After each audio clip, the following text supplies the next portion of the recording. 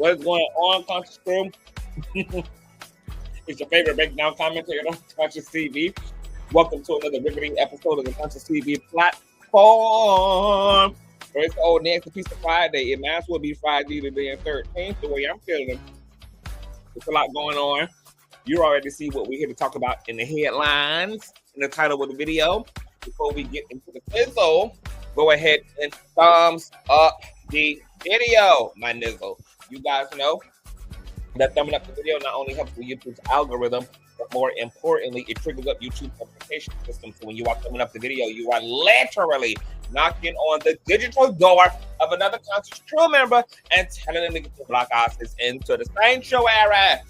Kang is in fact Kangin. Make sure that you guys also have your notification bell set to off. And last but not least, please share the stream out to wherever it is you have digital community. Whether it be your YouTube community wall, your MySpace, your Twitter, your Facebook, the dark side of your OF or Tumblr. I don't really give a damn where you in fact lay the link. Just let the forwards know. We're real out, real live, and we're certainly in color. With no further ado, let's go ahead and push on through. I know a place where you can recharge your soul. Baby, that's Consciouztv. And in the midst of brokenness, he gon' see your asshole. Baby, that's Consciouztv. You gon' heal, you gon' laugh and catch a little shade. Ooh, girl. Y'all know he be slaying, y'all better stop playing. Come hear what he's saying. Ladies and gentlemen.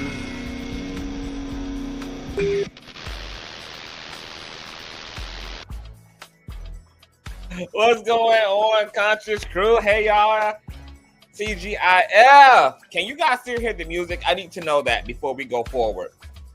I got my earbuds in, but I don't know if you guys can still hear the music or not. Can you guys still hear the music in the background? Give me a 1 in the chat. Great. Great. Awesome sauce. All right. Let me speak to everybody coming into the sanctuary, honey. Y'all, please thumbs up because we're working. We're working. What's going on? Fat for Life TV. Hey, babes. Who says, yes, I know you're going to give them the work. Hey, Sin. Hey, B. Thompson. What's going on, my other Sin? Hey, Boo. Hey, Latera. Hey, Serena. What's going on, Linnell? Hey, Thundercats. Happy born day, Boo. It's our Thundercats 21st birthday, honey. Okay, they get to pop that cooch, baby. All right, so can y'all give Thundercats, our Conscious Crew member, old nasty happy birthday on this January 17th of 2025, baby. Just turned 21 years old on period. What's going on, Coco? Hey, Ian Gardner. What's going on? What is this? Shitty Chitlins? Hey, boo. I've never heard about that story. But send me some information to my email, consciouztv@gmail.com, and I'll definitely take a look and a listen. Hey, let's see who says that Mammy Radio has a weak response to Meg. Oh, does she? All right. Well, you know, we'll be coming back to get into that old nasty piece of update in the Megan Thee Stallion cyber stalking case against Fraud Radio. What's going on, homebody? Hey, boo. What's going on, Scorpion? Knockout Media says this is TV's euphoria. This is your drug. I see it now. Look, I am a live streamer. I am a full-blooded live streamer. It is in my blood in my veins at this point. What's going on, Team Cancer? Hey, Ray. What's going on, Jessica? Hey, my other Sin. What's going on, Trevin? Hey, Boo. What's going on, Jamie? Hey, Mika. What's going on, Charisma Missa?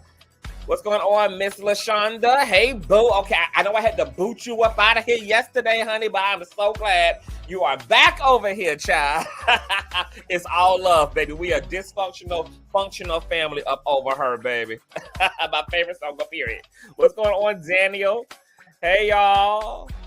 What's going on, Teresa? Hey, Katy Perry. What's going on, Valerie? Hey, y'all. All right, so let's get into some things, y'all. It's a lot going on. You guys know that this Wendy Williams scenario has got the girls in an entire freaking choke hole, all right? And I was thinking earlier after I got off my live stream, which if you guys have not seen and listened to the live stream, definitely check out the latest update regarding Wendy's attorney for her lawsuit against A&E as well as Lifetime, who spoke out to remind the fans after these interviews across social media with the Breakfast Club, Hollywood Unlocked, as well as the Don Lemon Show. Shout out to my baby mother, Teresa, for the old Nancy child support chat. Thank you, baby. Who said, despite how lucid and cognitive and well that Wendy seems to be, she is still not a well woman, and she definitely have her days. So don't get your panties all in a bunch, all right? So I was reading some of the comments, and you guys also know that Tommy Williams, Wendy Williams' brother, also has spoke out. He kind of slammed Charlamagne the God, calling him a bottom feeder, and basically saying that Wendy Williams' circle and community ain't ish, because ain't none of them really doing nothing that's of value and substance for William when the family needs real life help in this guardianship situation with the state of New York. All right. He also slammed his family for being dumb as hell and not playing the optic game with the guardianship, who, whether the family likes it or not, right now has full power of attorney over Wendy. They control her money, her assets. Hell, they control her breathing at this point. So it makes no sense to have greenlit Wendy going on a press circuit talking mad-ish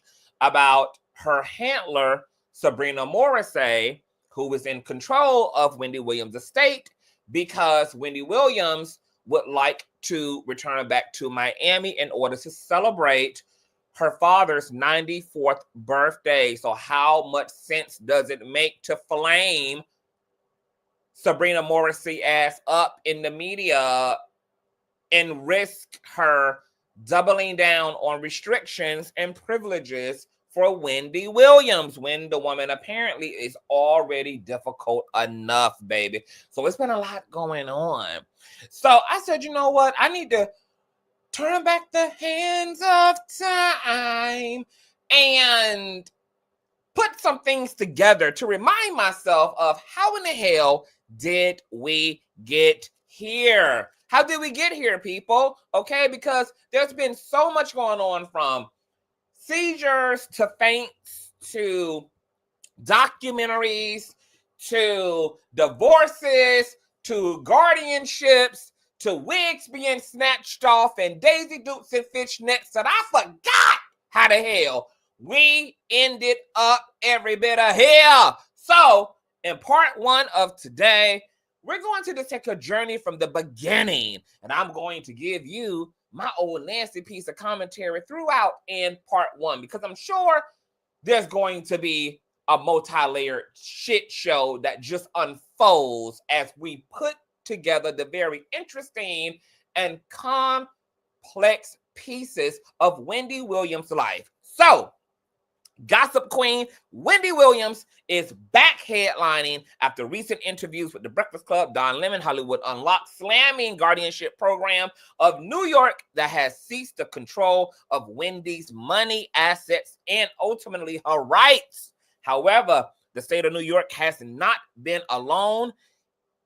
This was definitely a united front on behalf of what either is the case of a sequence of events that naturally came together to result in Wendy's circumstances, or was a man-made order of events fueled by sheer greed. All right.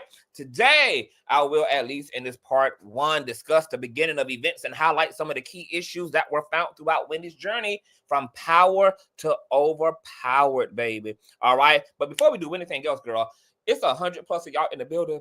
Y'all know damn well y'all gonna get these likes up, baby. It's only 52 likes, baby, and over 100 of y'all in the building already.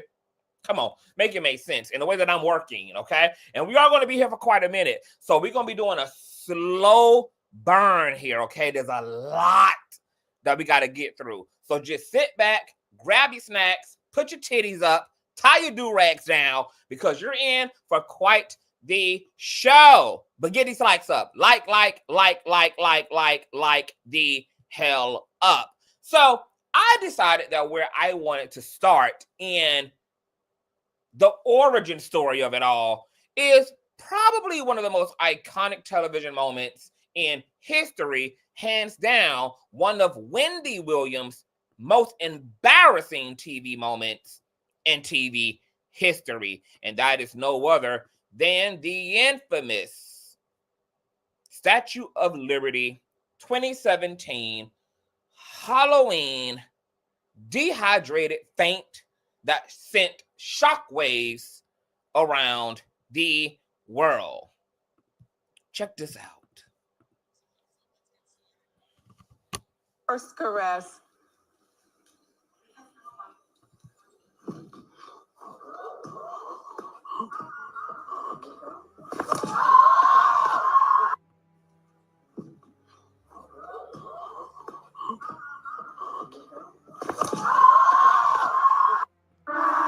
Now, mind you, this event was in 2017, and it gets very interesting because 2 years later, after the harrowing ordeal straight to the goddamn floor, Wendy would file for divorce. As you guys can see here, April 11th of 2019, Williams filed the petition for divorce to her husband of more than 20 years, Kevin Hunter, in New Jersey on Thursday morning, according to a friend of the talk show host. A representative for Williams declined to comment. Now, mind you, we got to start a few years back to 2017 and scoot up, because I want to emphasize the point of what Wendy Williams' life was like prior to her guardianship.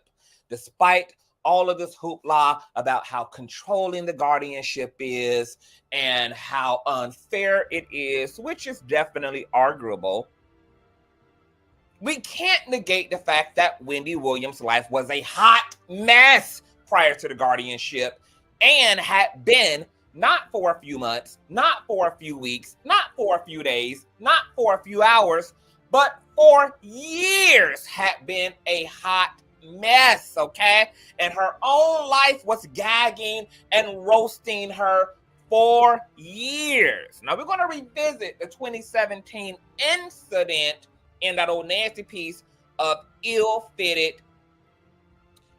Halloween Statue of Liberty spandex, all right? But just 2 years after that, she would file from her first handler, Kevin Hunter, all right? Now, let's get into the shenanigans of Kevin Hunter, because there's some details about Wendy's marriage to Kevin that we definitely need to delve into. According to a 2024 article by thelist.com, it writes up the scandal that ended Wendy Williams' marriage to Kevin Hunter. Wendy Williams and Kevin Hunter's marriage came to a halt 5 years ago when the media maven filed for divorce. Though her high-profile relationship ending may have been shocking to some, both Williams and Hunter acknowledged that it should have ended long ago, with the latter telling the West Side Gazette in December 2022, quote, "Truth be told, we should have got a divorce 10 years earlier. Even our son Kevin said that to us. However, it would take a scandal to finally end the marriage for good." Williams, who married Hunter in November of 1997, has acknowledged that the executive producer was unfaithful for the majority of their relationship. However, there was one affair in particular that did more damage than the rest. Hunter's relationship with entrepreneur Sabrina Hudson began while he was still married, and if that weren't bad enough, a shocking turn of events would spell the end for him and Williams, because Hunter and Hudson welcomed a baby girl while he was still with the Hot Topics queen. When Wendy Williams filed for divorce from Kevin Hunter in April of 2019, it didn't take long for the news to surface regarding why. That same month, an insider told People that Hunter and his mistress, Sabrina Hudson, welcomed a daughter together.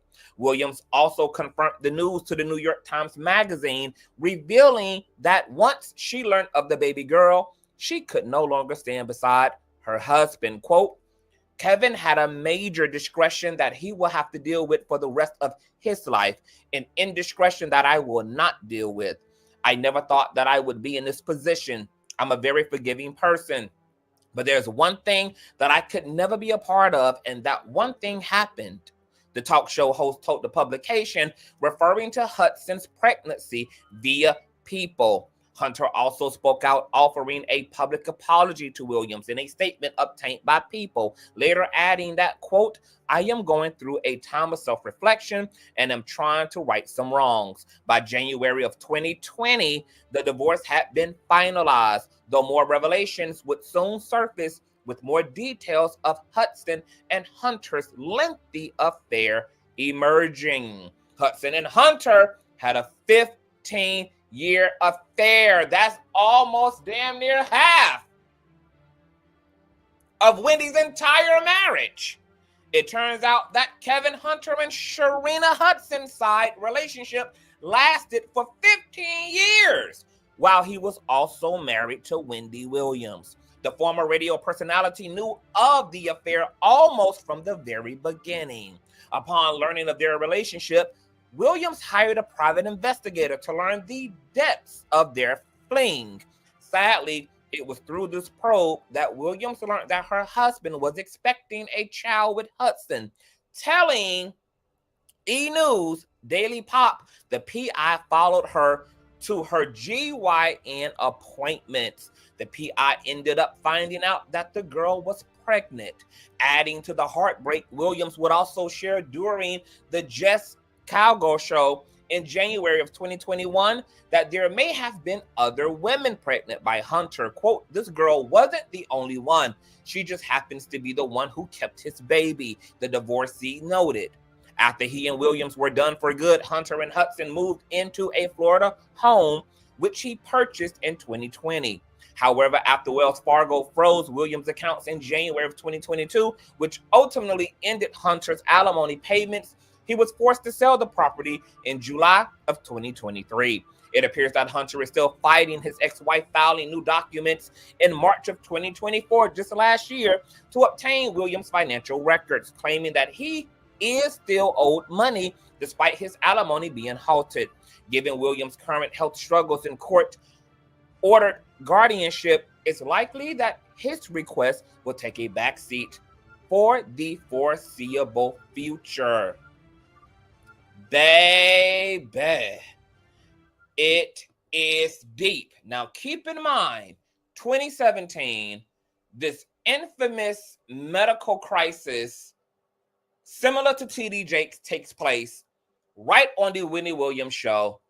2 years later, Wendy Williams files for divorce from Hunter after putting a PI out on a relationship with Sharina Hudson, or whatever the hell her name is, that she knew about from the beginning, that revealed that the girl was pregnant, all right? This then resulted in Wendy Williams catapulting herself into divorce court, where her divorce would be finalized the following year. She also noted that there were many of other women, but a pregnant, illegitimate child is something Wendy's already frail self-esteem could not handle. It was the hand that rocked the cradle, baby. All right? Well, things get even more interesting, ironically, in the year of 2020. Because this is when fans, outside of the 2017 television fame incident, began to notice very bizarre behavior during the filming and taping of the Wendy Williams show. Courtesy of an article by Newsweek.com in 2020 titled, After Erratic Behavior on Friday's show, Wendy Williams addresses concerns. Wendy Williams addressed recent rumors about her health and concerns about her mental well-being during her morning show on Monday. The comments came after online comments flooding social media and Williams' YouTube channel after what many viewers felt was erratic behavior during Friday's program.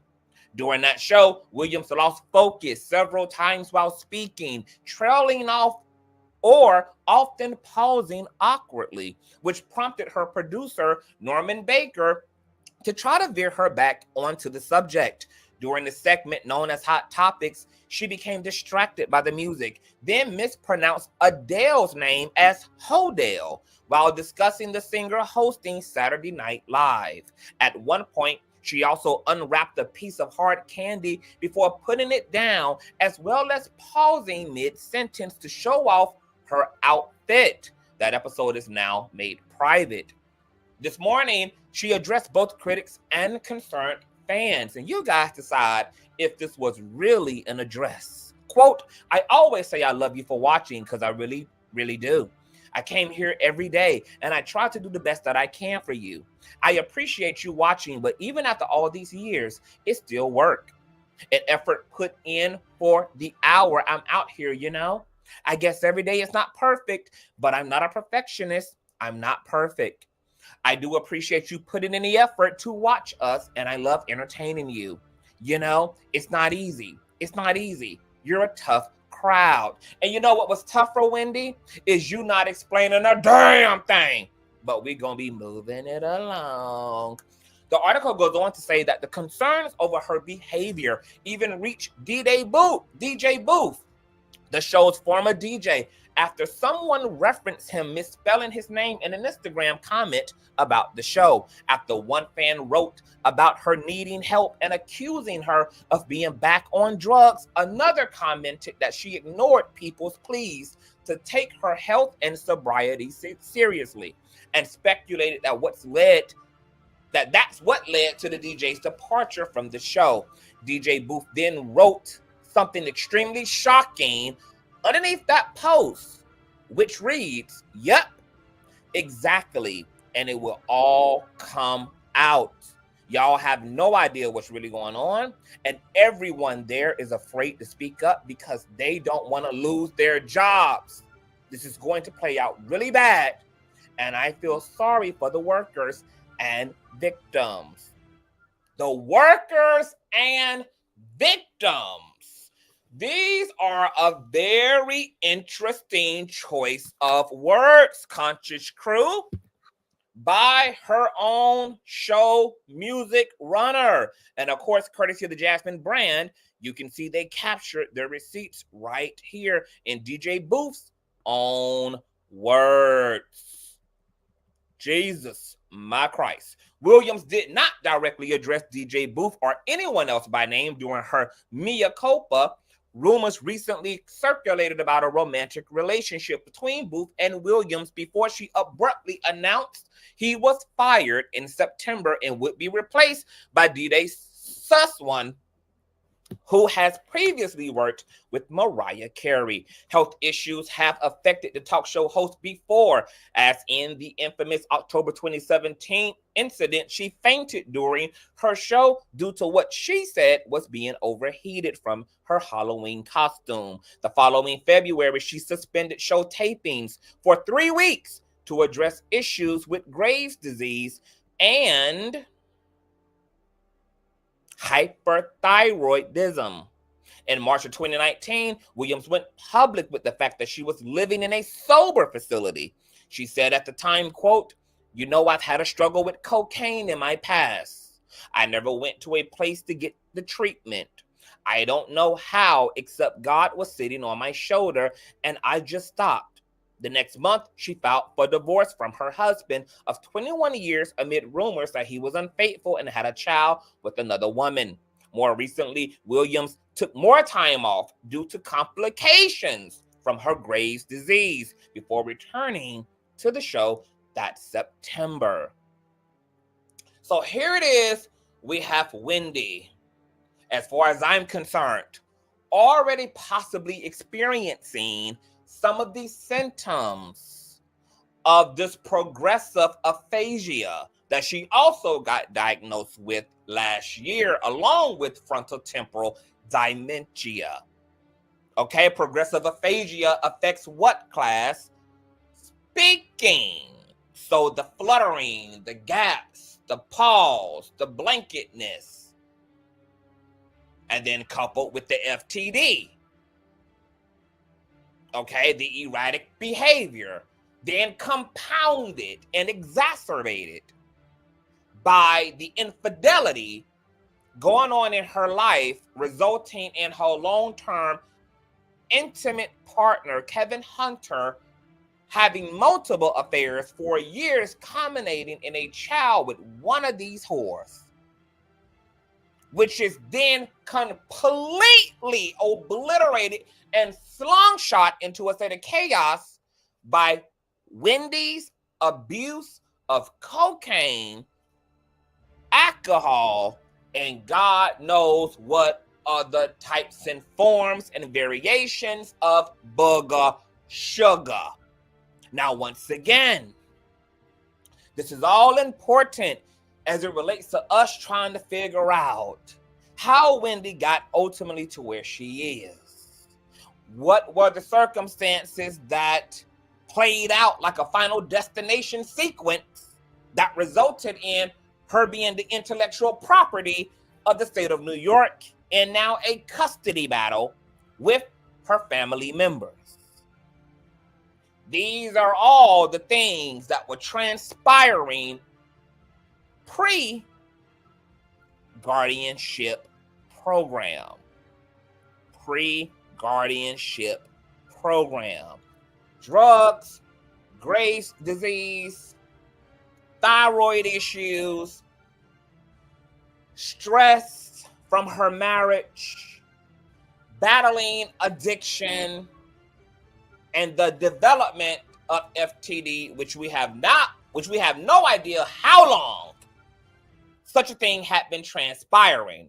Well, if fainting on camera wasn't bad enough, if stuttering and pausing and losing wind and not being able to complete your sentences and read from your teleprompter wasn't terrible enough, and if not being in and out of addiction facilities for cocaine and dependency and having to survive the tragedy and trauma of the sheer public humiliation of a big back man having a baby on you as if he's the prize choice in the situation, things would get even scarier when Wendy Williams would be found nearly dead in what is now a sold condominium at the hands of her now handler and guardian, Sabrina Morrisey, courtesy of Another People article.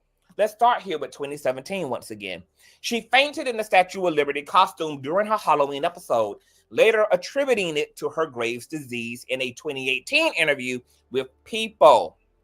Quote, "That was the first sign something was really wrong," says her niece, Alex. The show's co-executive producer, Susan Bass, also saw Williams' issues. Quote, "I knew she was struggling. How could I not?" says Bass, whose husband was the stage manager. As her situation grew worse, she pushed us away. In March of 2019, Williams revealed on the show that she had been living in a sober house, noting her past problems with the cocaine. A month later, she filed for divorce from Hunter after 21 years of marriage, when it was revealed that he'd had a baby with another woman. Wendy's mom, Shirley, quote, "May she rest in peace, would always remind me that your aunt would trade everything that she has, every dime, every car, every wig, to be able to have a strong, loving household and a loving husband," her niece Alex says. That was ripped from her right after her son had to go off to college in 2018. Emotionally, it was just a lot, and it was too much for her world. Then that brother, that infamous brother Tommy that you guys have mixed opinions about, tapped in and agrees. Quote, "It put her back in that dark place." When Carisha 19 had shut down beginning March of 2020, Williams was isolated in her luxury apartment. In May of 2020, her show DJ Booth says that he found her unresponsive at home, and she was rushed to the hospital where she needed several blood transfusions. That November, Williams' mom, Shirley, passed away. Quote, "When our mother passed, who was her greatest advocate and strongest support system out of anybody in this family, she never grieved, says Wanda. A month after the guardianship was appointed in 2022, Williams was caught on camera, passed out at a Louis Vuitton store drunk. She entered a wellness facility for 2 months starting in September of 2022. But the next March, after she took a trip to LA, Shelby says in the documentary that she was disheveled and adamant about drinking. You guys, thumbs up, thumbs up, thumbs up. Producers say that they stopped filming that April after they found Williams in her apartment with her eyes rolled back into her head and worked with Shelby to urge the Guardian to get Williams help. Do you see what I'm seeing? And are you hearing what I'm hearing? Producers say they stopped filming that April after they found Williams in her apartment with her eyes rolled back into her head and worked with Shelby to urge the Guardian to get Williams help. Hold on 1 minute, you guys.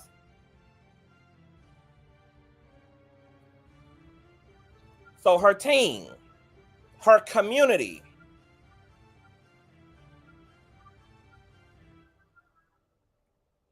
also placated to the intervention and the intercession of said guardianship.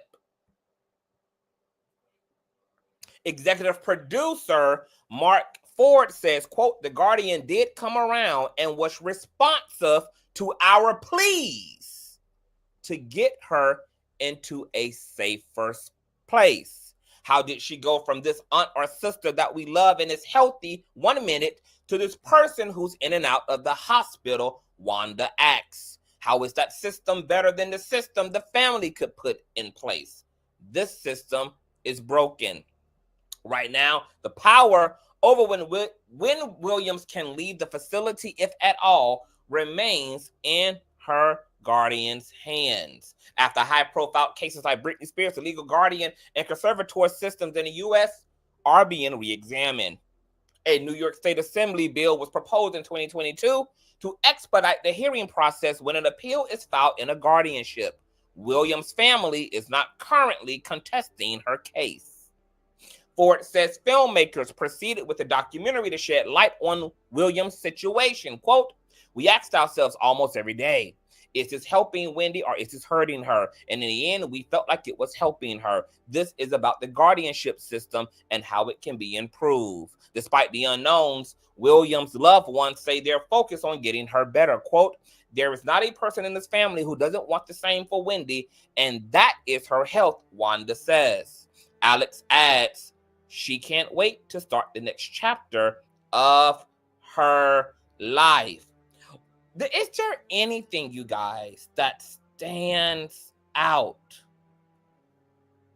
amongst you all from that read? Is there anything at all that stands out?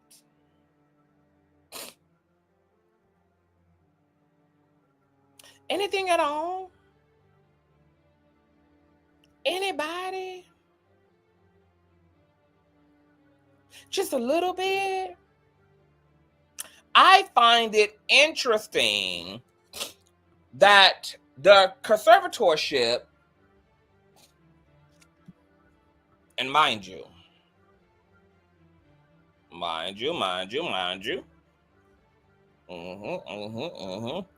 this is an article as recent as last year, February of 2024. Conservatorship not contesting guardianship. Wendy's television team, even some communities of her family, actually begging and pleading for the intercession of a guardian's intervention.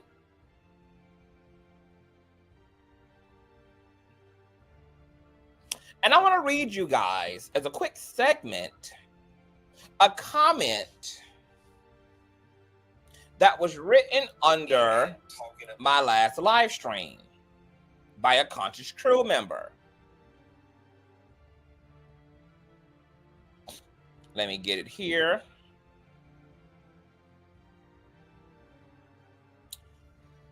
Commenter name B-Row6035 wrote, her brother is right. I'll add that it is extremely cruel to tell a person living with dementia that she doesn't have the disease and she's being held prisoner. Can you imagine how distressing that would be to a vulnerable person? Wendy was bawling. Alex Denise is not telling the truth. She knows her aunt is cognitively impaired. No, she didn't get flustered because she can't comment due to legal reasons. She knows her aunt can make calls 5 times a day to Charlemagne the God and numerous calls to her family. She knows her aunt came to be, how her aunt came to be in his guardianship. I think the bigger story here should be that the family still continues to exploit William and parade her before the media after all of this time. Isn't it interesting how in the interview there was a narrative that Wendy Williams in his phone, and while it does seem that she can't have incoming calls, she can frequent her phone, because Charlemagne did fuck around and say in that interview, yeah, your ass ain't impaired because you're calling me 5 times a day for 2 damn weeks straight. Something definitely is not right in the buttermilk, and I got a feeling that what's not right in the buttermilk is some part of this circumstance around Williams, from the context of her family, is not entirely driven by facts and truth, but more so emotionality. Because the truth seems to be all up and actually in between the details. Now we have, once again, a community around Wendy begging and pleading for guardianship intervention. Then you have it further compounded by the fact that the family has yet to legally contest the goddamn situation. So it begs the case of what in the hell is really going on. Now, before we get into this next article, which gets into Wells Fargo and how they laid the foundation for the guardianship to rush in like a damn tsunami, I want to keep in mind everything we just read from 2017 up to current time. Divorce, out of wedlock baby, in and out of sober facilities throughout these years with cocaine and alcoholism, addiction, Graves' disease, hypothyroid problems, progressive aphasia, frontotemporal dementia, her mother passing, another traumatic event that took place and manifested almost immediately after her divorce. Her not being able to do the Wendy Williams show for weeks at a time, months at a time. The show had several different co-hosts as Wendy battled it out from one health issue to another addiction-based issue. This was pre-guardianship life. These are the issues and the consistency of these issues that placated to Wells Fargo playing their role in this situation. Wendy Williams left to die by ex-financial advisor, former attorney claims. Wendy Williams' former attorney claims the talk show host was left to die by her ex-financial manager. LaShawn Thomas tells Page Six exclusively in a lengthy statement that Wells Fargo financial advisor Lori Schuyler, who no longer works for Williams but is embroiled in her lawsuit against the bank, is attempting to muddy the waters by allegedly attributing to a false report that Williams' son misused her American Express card. Quote, the real issue is that Wells Fargo, through their advisor, refused to grant Wendy access to her own accounts. This includes the right to check her balance. Thomas says, no bank should have the authority to do that. No one attempted to gain access to any of Wendy's accounts. The Wells Fargo advisor and former manager Bernie Young were the only people with access. They left Wendy to die. Thomas explains that because Williams had no access to any of her funds, she was forced to use her Amex for all of her living expenses, including flights to and from New York for doctor's appointments, groceries, etc. Since the shock jock's health has taken a turn, her 22-year-old son, Kevin Hunter Jr., has stepped in to help her both mentally and physically with the assistance of a team of doctors, according to the lawyer. Quote, he coordinated all of her appointments, made sure she attended all appointments, cooked, cleaned for his mother. Thomas' statement continues. He absolutely loves his mother without question, and no one should place any blame or allegations of wrongdoing at his feet. The defense of Kevin Jr. comes after a report claimed he had charged $100,000 to his mom's credit card without authorization and demanded Schuyler pay it. The validity of the report is unclear as it was pegged to an anonymous source, but the University of Miami student denied the claims in a statement, telling the U.S. Sun, quote, I vehemently deny any allegations of unauthorized use of my mother's American Express card. This is a false narrative perpetuated to justify freezing her accounts. Thomas, however, said Schuyler and Williams' former manager, Young, were the only people to have access to her account. Quote, Lori's responsibility was to pay all of Wendy and Kevin Jr.'s bills. Kevin has always reached out to Lori for the payment of bills, she said. If anyone, Wendy or Kevin, needed money, they had to contact Lori so that she could initiate payment. Page Six has learned that Williams' desire to buy Kevin Jr. a condo in Miami prompted what ultimately would lead to the guardianship she is now living under as ruled by a New York court. A source tells us that Williams enlisted Schuyler to work out the details of the real estate purchase because the advisor allegedly promised the Wendy's Got the Heat author that she could help her avoid commission fees. A month later, before Kevin Jr.'s lease was up, however, he got a call from his landlord that said he never received an offer to purchase and the price has skyrocketed to another $250 big K. Thomas confirms these claims in her statement and explains that Schuyler, out of nowhere, informed Kevin Jr. that she could no longer speak with him without Wendy's written authorization because a verbal one was no longer sufficient. In response, Williams asked to be taken to a local Wells Fargo branch to submit the written authorization and power of attorney. However, Thomas claims the local branch manager refused to accept the power of attorney. Williams and the branch manager called Schuyler, who was in charge, who then would only agree to talk to Williams without anyone else present, including Thomas, who was her legal representation at the time. Quote, the right to counsel is a constitutional right that a financial institution does not have the freedom to curtail, Thomas says in her statement, noting that Schuyler ultimately agreed to fly to Miami to meet with Williams, but she never arrived. Instead, Schuyler locked Williams out of all of her accounts, Thomas claims. She restricted all access to every account. Wendy was even restricted from going to the goddamn bank and personally withdrawing her funds. Quote, Wendy, a woman who has worked hard for her wealth, was left penniless, the statement adds. Williams' rep said the former radio host had no response.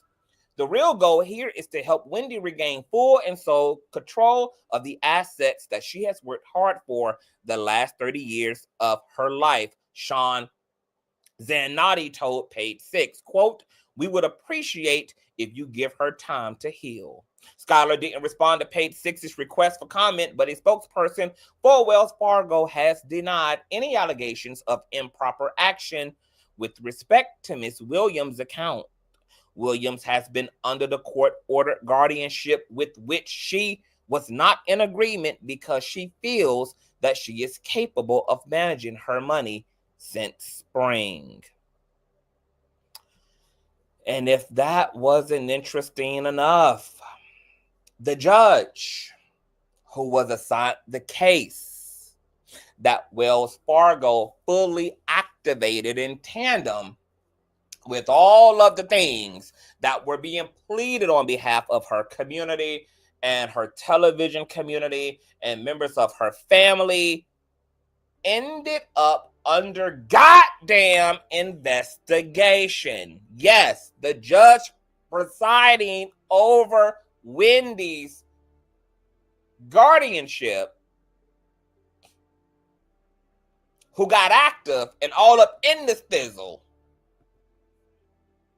as a result of Wells Fargo greenlighting things, ended up under investigation. And courtesy of News Pittsburgh Courier.com, check this out. The New York judge overseeing Wendy Williams' guardianship was previously under investigation over what reporters described as a concerning link between her guardianship cases. Several sources are revisiting a January report from WABC, which detailed a 6-month probe into Manhattan judge Lisa Sokoloff over campaign donations that she received from attorneys, law firms, and other parties. The news station learned that Sokoloff awarded guardianships to individuals and entities who donated to her Supreme Court campaign fund between 2019 and 2022. The judge received $5,700 in campaign donations and granted 62 appointments in 2022 alone, according to public records. Sokoloff appointed a state administration attorney, Sabrina Morrissey, yes, as the former talk show hostess guardian after Wells Fargo froze Williams' financial accounts in 2022. So this judge, who was rewarding law firms and attorneys who donated to her campaign during re-elections, would then return the favor by handing out guardianships to those law firms, said attorneys, to make big bank off of. Wow. The investigation found that Morrissey herself didn't make any donations to Sokoloff, but the Manhattan judge awarded several guardianship appointments to the lawyer that same year. And as far as I'm concerned, what that means is that the reporters just haven't found the link yet between Sabrina Morrissey and Judge Sokoloff. And what a name, baby. Clearly a bitch named Sokoloff is up to no goddamn good. Up to no good. Sokoloff also revoked power of attorney from Kevin Hunter Jr., Wendy's son, who was accused of spending over $300,000 of his mother's money. He claims he also asked his mother's permission before assessing her funds. Hunter Jr. also alleges that Morrissey threatened to have him arrested, and she hasn't disclosed which facility his mother was being detained at. The legal battles over Williams' estate unfolded amid the cancellation of the Wendy Williams show and her divorce from Kevin Hunter Sr. Williams' team recently revealed the 59-year-old television star was diagnosed with frontotemporal dementia and aphasia in 2023. Quote, as Wendy's fans are aware, in the past, she has been open with the public about her medical struggles with Graves' disease and lymphedema, as well as other significant challenges related to her health, Williams' team said in a statement obtained by Page Six. The announcement of Williams' diagnosis dropped days before the premiere of her Lifetime documentary, Where is Wendy Williams? Sokoloff approved the documentary airing after Morrissey filed a lawsuit to block the release. Baby, it's the Hunger Games for me. Now, here is an entire news segment discussing the judge overseeing Wendy Williams' guardianship once investigated for bribery. Check this out under the guise of fair use. Wow, wow, wow, wow, baby. There are so many moving freaking parts, baby. There is not just one thing alone going on here. There's a lot of complicated moving parts in the Wendy Williams multiverse. So let me find my fair use banner here, you guys. And then you could check out this news segment. Where is my banner? Where is my banner? I just used my banner. Boom. All right, check this out. We're going to talk about it. Accusations that the judge in charge of Wendy Williams' guardianship accepted money from other individuals who she awarded guardianship to. This is strange. Put up the picture full mass. My God. Judge Lisa Sokoloff, who is overseeing the Wendy Williams guardianship, awarded guardianships to multiple people. Wait a minute. So y'all been letting me call this woman Sokoloff? Okay, well, that's going to say her name. And or law firms that gave direct money to her campaign. So let's go down the involvement in the Williams case. Williams was diagnosed with primary progressive aphasia and dementia, all right? Frontotemporal dementia last year. And was being cared for by her son and family in Florida. Her financial accounts were frozen in 2022 after her former financial advisor at Wells Fargo noticed cognitive issues and filed a guardianship petition. The judge... Lisa, I'm going to drop the link at the end because I just want to get through the flow of my show. But I would definitely have to bring you up when we get into the last two slides that go right into your area of expertise. So stay around, Liz, because I'm going to drop the link for you in a few. All right. Sokoloff then appointed a state administration lawyer, Sabrina Morrisey, as Williams' guardian and revoked her son's power of attorney. In the Lifetime documentary, the former talk show host is seen confused and often agitated. She explains she missed her family as she was attended to by her manager and former jeweler, Will Selby, and her then publicist, Sean Zanotti. Producers noted that Williams had no food in her refrigerator during filming. And shout out to the Indisputable channel with Dr. Rashad Ritchie, which began in August of 2022. The camera stopped recording the former talk show host after she was put into a facility in April of 2023. Williams' family claimed that Morrissey has not disclosed, we're talking about the Guardian, has not disclosed which facility the 59-year-old is being treated in.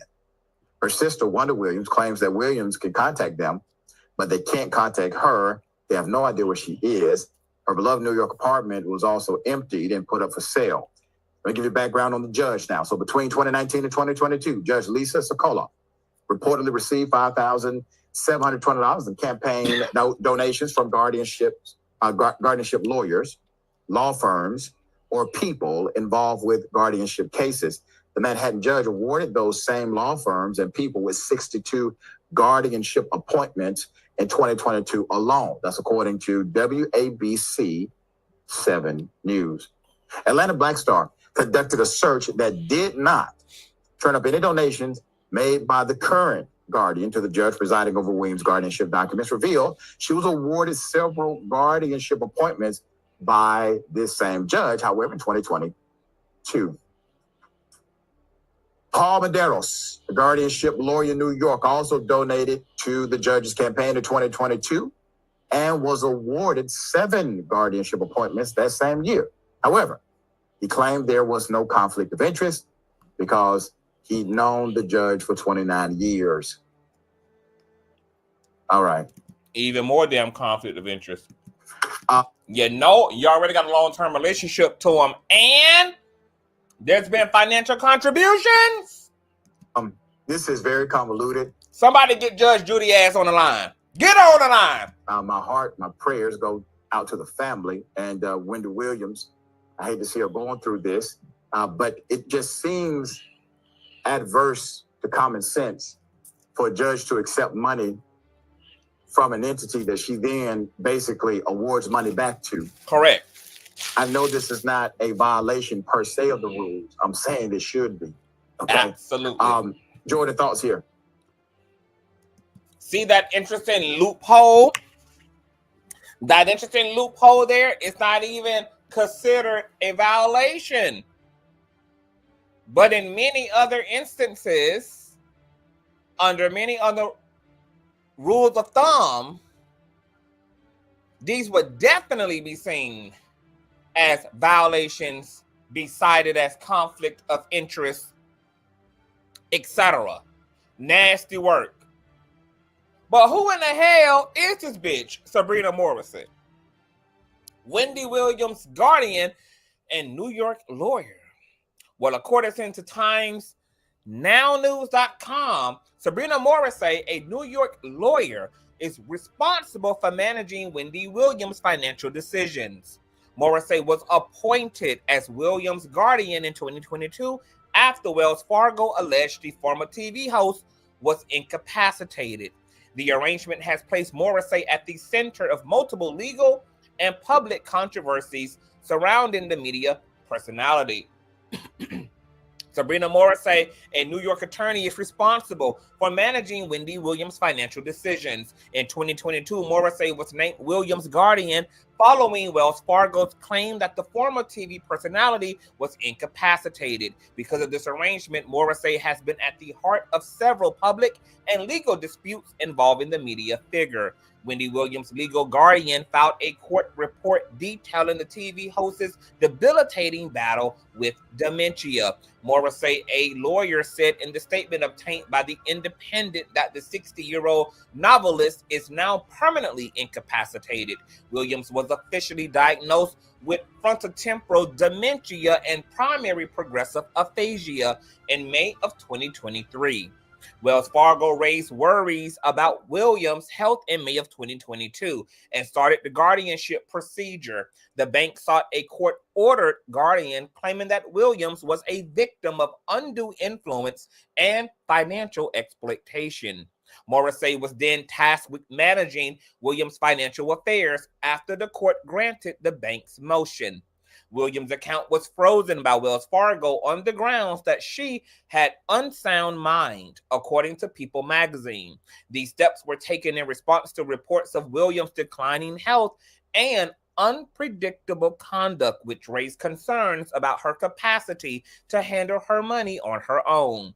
Morrissey sued Lifetime and its parent business A&E Television Networks in February of 2024. The lawsuit aimed to prevent Where is Wendy Williams, a documentary that follows the former host's life from 2022 to 2023, from being released. Morrissey claimed that the movie took advantage of Williams' precarious situation and presented her in a demeaning and undignified manner, according to The Independent.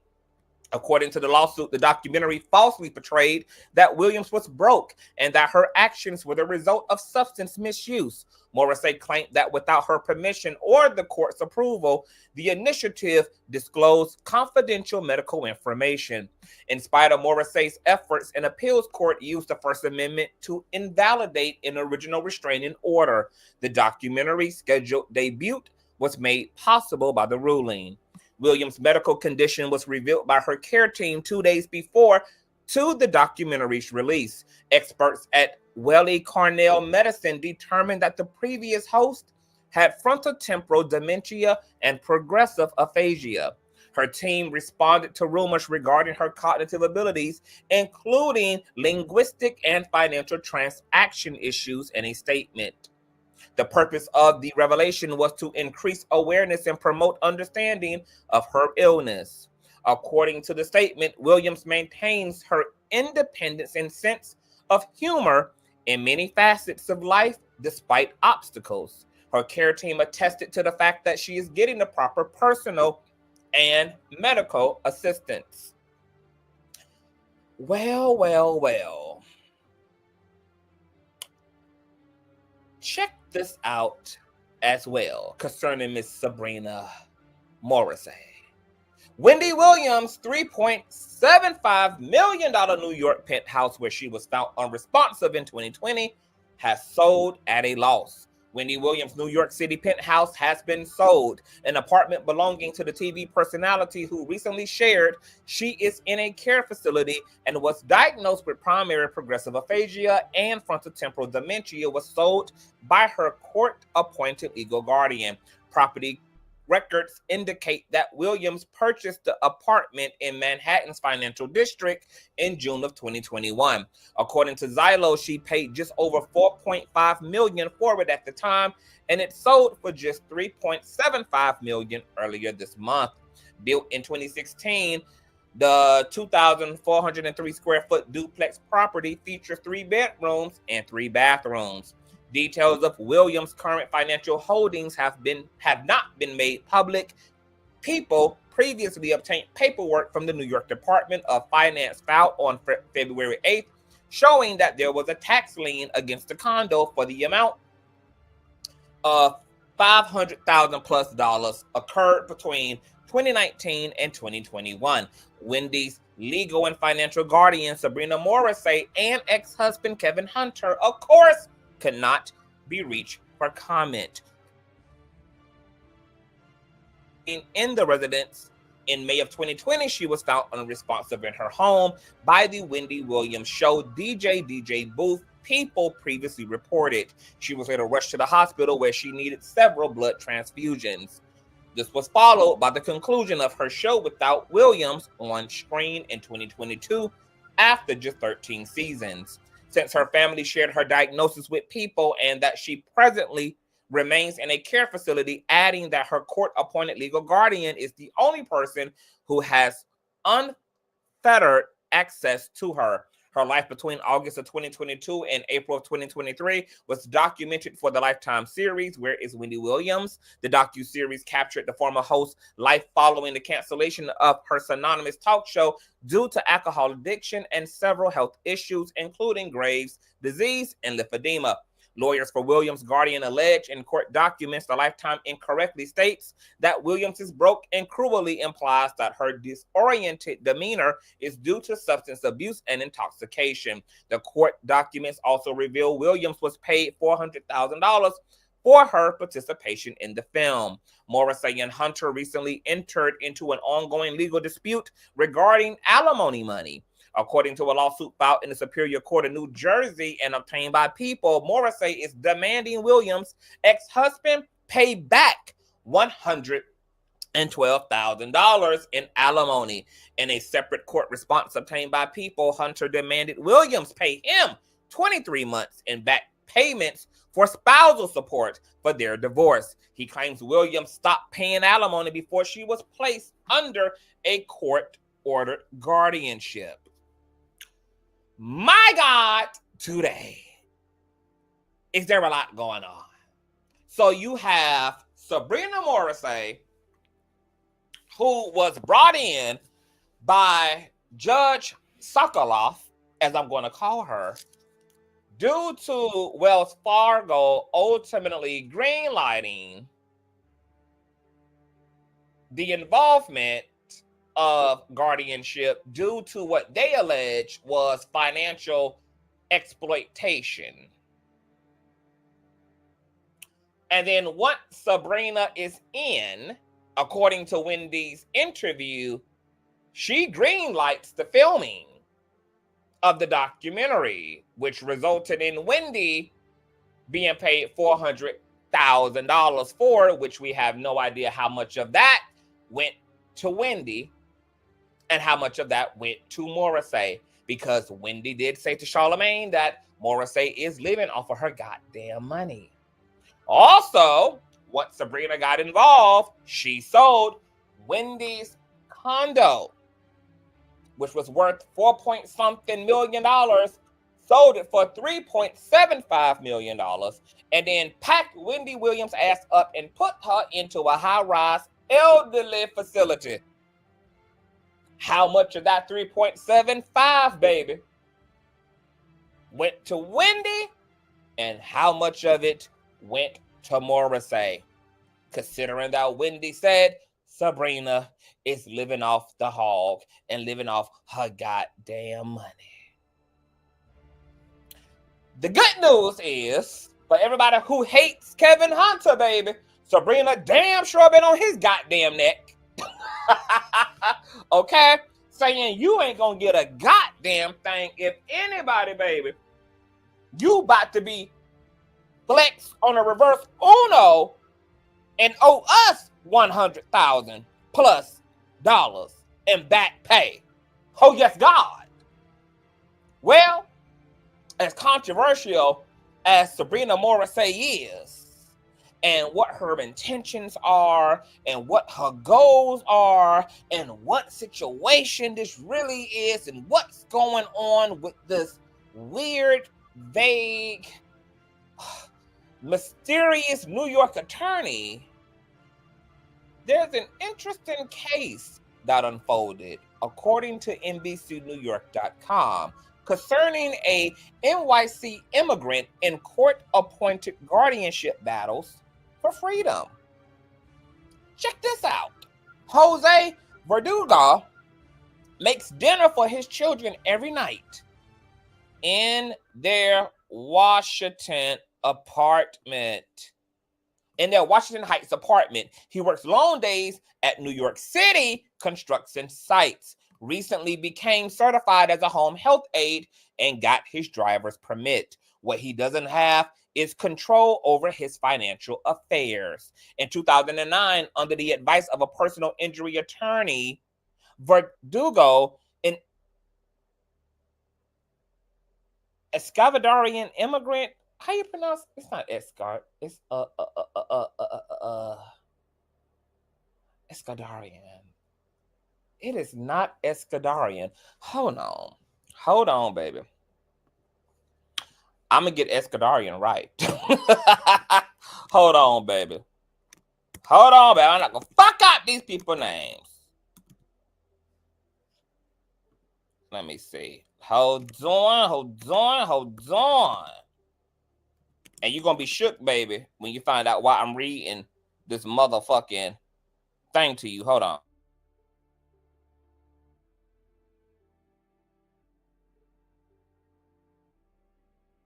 All right, Ecuadorian, goddamn it. Period. I was about to say that don't sound right. Ecuadorian. Back to regular scheduled damn programming. All right. An Ecuadorian immigrant says he agreed to a court-appointed guardianship in Manhattan. He had suffered brain trauma in a 2003 industrial accident and eventually won a $5 million settlement. Verdugo says he is now fully recovered and has tried for the past several years to free himself of the guardianship without success. Quote, "No one is listening. They just ignore me," he told the I-Team in Spanish. Last October, Fargo's daughter, Fatima, filed a petition to compel the current judge in her father's case, Justice Carol Sharp, to hold an immediate hearing on determination of the guardianship. The court papers note he remains captive to a guardianship he neither needs nor wants, and contends that the judge's failure to act shocks the conscious. Mark Alhante, an attorney helping the family pro bono, said, here's a Latino immigrant being deprived of his civil rights. Bottom line is, it's an abuse of the system.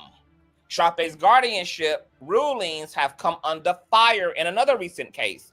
Friends of an elderly Upper West Side resident, Pauletta Kohler, with no family, said they were banned from visiting the 93-year-old for months. The allegation is one of the friends was suspected of elder financial abuse.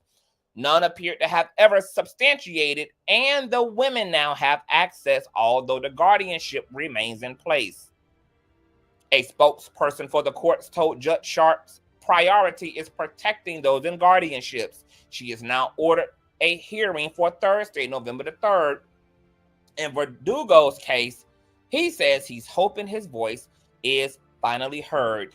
Well, guess who this NYC immigrant was initially represented by? Can you guys take a guess at who this NYC immigrant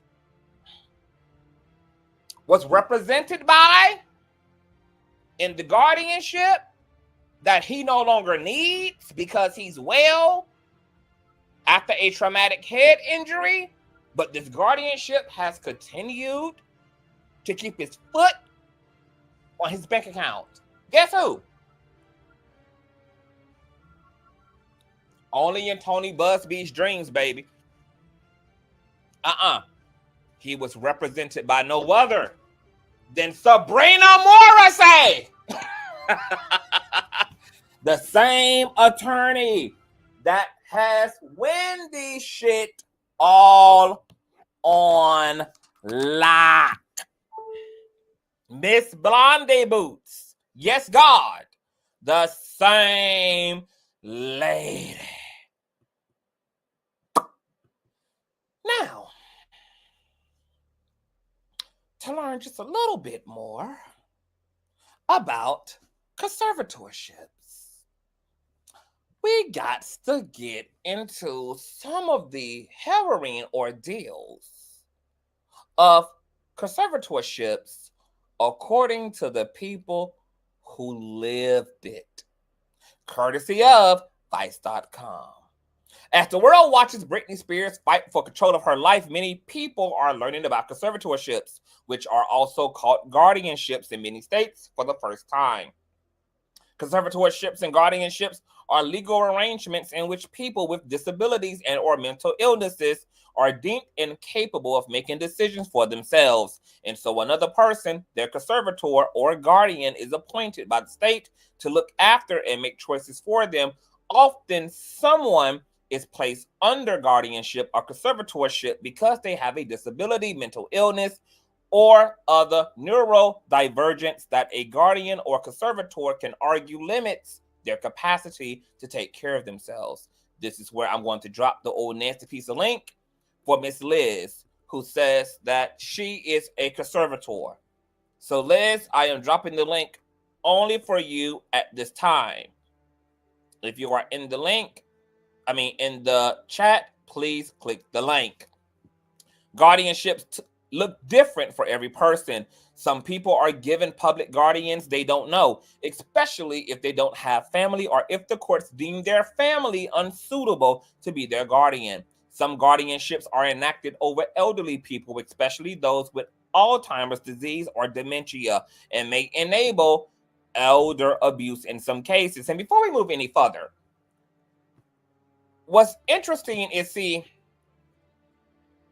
if there's foul play in this thing, they needed the narrative that Wendy's son was ciphering hundreds of thousands of dollars out of her account unauthorized so that the state could appoint their attorney, Sabrina Morrisey, officially as the full guardian of Wendy's estate, so that,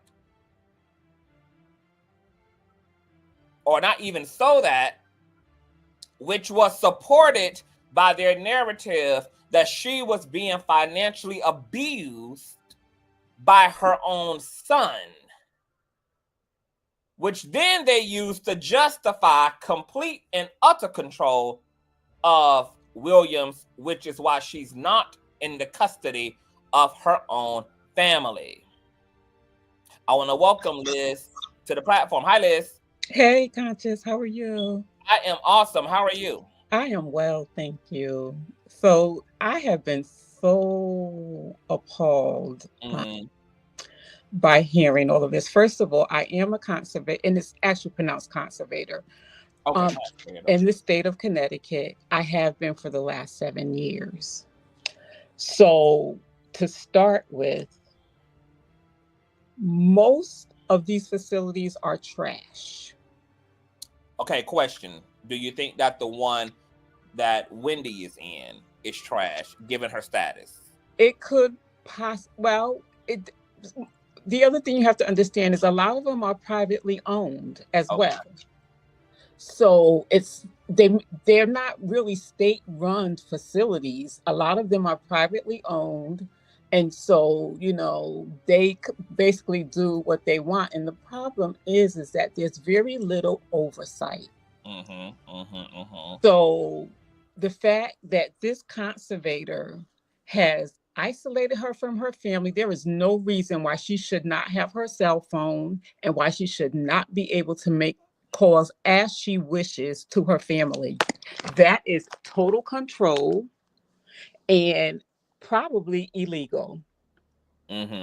Okay, so the family can petition the court and request a hearing for visitation, and they may not be aware of that, but it seems like Sabrina has played this thing, and she has way too much control.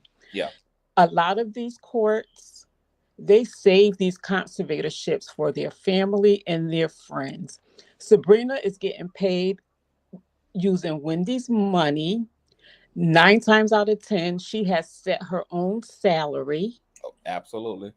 Okay, so she is benefiting. She has all control. She has the ability to take all of Wendy's accounts, all of her money, and she's supposed to put them in a conservator account. Yeah. With Wendy's name on it, but Sabrina, the conservator, listed as the conservator of a state. Okay. Wendy should be able to help make decisions. Listening to Wendy the other day, Wendy has the ability to say what she wants, how she wants it. She should be involved in decision making about herself. There's no reason why she should not be allowed to see her family, to visit her family. There's no reason why. She has the money to be able to support herself and to travel to wherever she wants to go. So the fact that she's locked down the way that she is another red flag. Okay, so it's so crazy. And even patients who they say have dementia, they can experience a more progressive cognitive decline due to the stress. And yes, they can. Considering all the stress that Wendy's going through, listening to her the other day, it's amazing that she has not declined to the point where she just sounds like she's out of her mind, given all the stress that she apparently is dealing with. Because when you're in those facilities, it sounds like she has her own room. She has a bathroom. She has, and she's right. A lot of people in those facilities are older people who have a lot of health issues. And, you know, nobody wants to go into a room with a bunch of people in wheelchairs and walkers, and you feel as if you're not at that level. You know, so it's really... Okay, so I got some Yeah. questions now. Okay, Yeah. so because I care for a grandfather who had a FTD as well, and the reason why we did not put him in a home is because the research showed that those diagnosed with dementia, Alzheimer's, that they do better in familiar environments. They live Yes. longer. Yes. They do better when they are around things that they love and people they love. And so that's why we decided to care for my grandfather ourselves. Now, with them deeming, since the state and these attorneys and judges have signed off on her being incapacitated, they've decided that she does not have the ability to make the best decisions or intelligent decisions for herself. Do you know like how exact? I mean, like Conscious. determine that? She is supposed to be the least restrictive. She has the ability. If you heard her, she has the ability to make decisions. They have locked her down. There's a whole lot going on from the judges. So you either have a professional conservator or you have an attorney. You don't have both, because some attorneys serve as conservators. So she either has a professional conservator, which it sounds like Sabrina is, because she's not an attorney. Okay, so you have one or the other. So she doesn't have another attorney. Well, Sabrina is an attorney. Oh, is she an attorney? Yes, okay, so Sabrina is an attorney who serves as a conservator. Yeah. So, but it's the least restrictive. There is no reason why she should be locked down the way that she is. There's no reason why Sabrina should have taken her cell phone away from her. There's no reason that she should be isolated the way that she has been. They're trying to keep her isolated. Yes. And trying to keep her under conservatorship because of her money.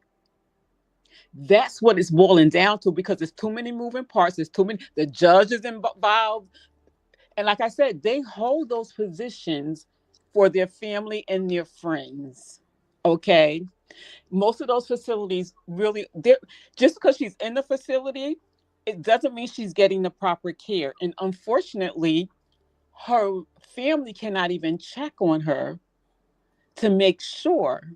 They want to pump her up with medication, it sounds like. I'm glad she's not taking it if she's not. Doesn't sound like she is. I wouldn't take it either. But there's more to this story. There's no reason why Wendy should be under lock and key the way she is. There is nothing about Wendy right now that says she needs to be protected from herself and be restricted the way that she is restricted. It's about her money, because the conservator gets to make all decisions about her money. I definitely. Now I'm hoping it isn't. I'm hoping it's in a conservator account like it's supposed to be. But even if it is, as a conservator, I have all access to my client's money. Oh yeah, so it's still essentially yours. Right. Basically. Right. But it sounds like New York system is overwhelmed. Yes, that's what Denise said. That it's the system is broken in and of itself. Yeah. So that means there's very little oversight. Just this morning, I had to send one of my conserved clients to the hospital because she was having a psychotic break. But that was only after speaking to 2 or 3 of her other service providers who've been in contact with her over the last 2 days and could see she's having a psychotic breakdown. Now, they sent the 911, they sent the EMS to her yesterday. She probably talked her way out of, because they don't know her. So they wouldn't force her to go. But today I said, you got to pay for her. She needs to go and be evaluated. But it's so, I am so upset. Just last week, I got several messages from service providers of my clients saying, one investigator for the Department of Aging said to me, "You have restored my faith in conservators." She said, "Because up until I just spoke to you, I had no faith. People do, when they see me coming, they're not used to a conservator like me because I fight for my clients. I'm making sure you're not just going to mishandle them." And so when they see me coming, like I get so many compliments, and not to toot my own horn, but I'm passionate about this. You know what I mean? Because these are people who most times really can't take care of themselves. They need the help, they need the assistance, and not to be taken advantage of. Yeah. And it's sad because most of the conservators are in it for the money. I have some clients who have money, like Wendy. She has to pay for all her court hearings, all of that. She's paying out of pocket. And then I have other clients who don't, all they have is their Social Security, check. But I'm responsible for making sure their bills are paid and all of that. And even my conserved clients who are in facilities, I'm there. They're supposed to do a treatment planning. I'm calling them. "Why haven't I heard from you? What's going on with my client?"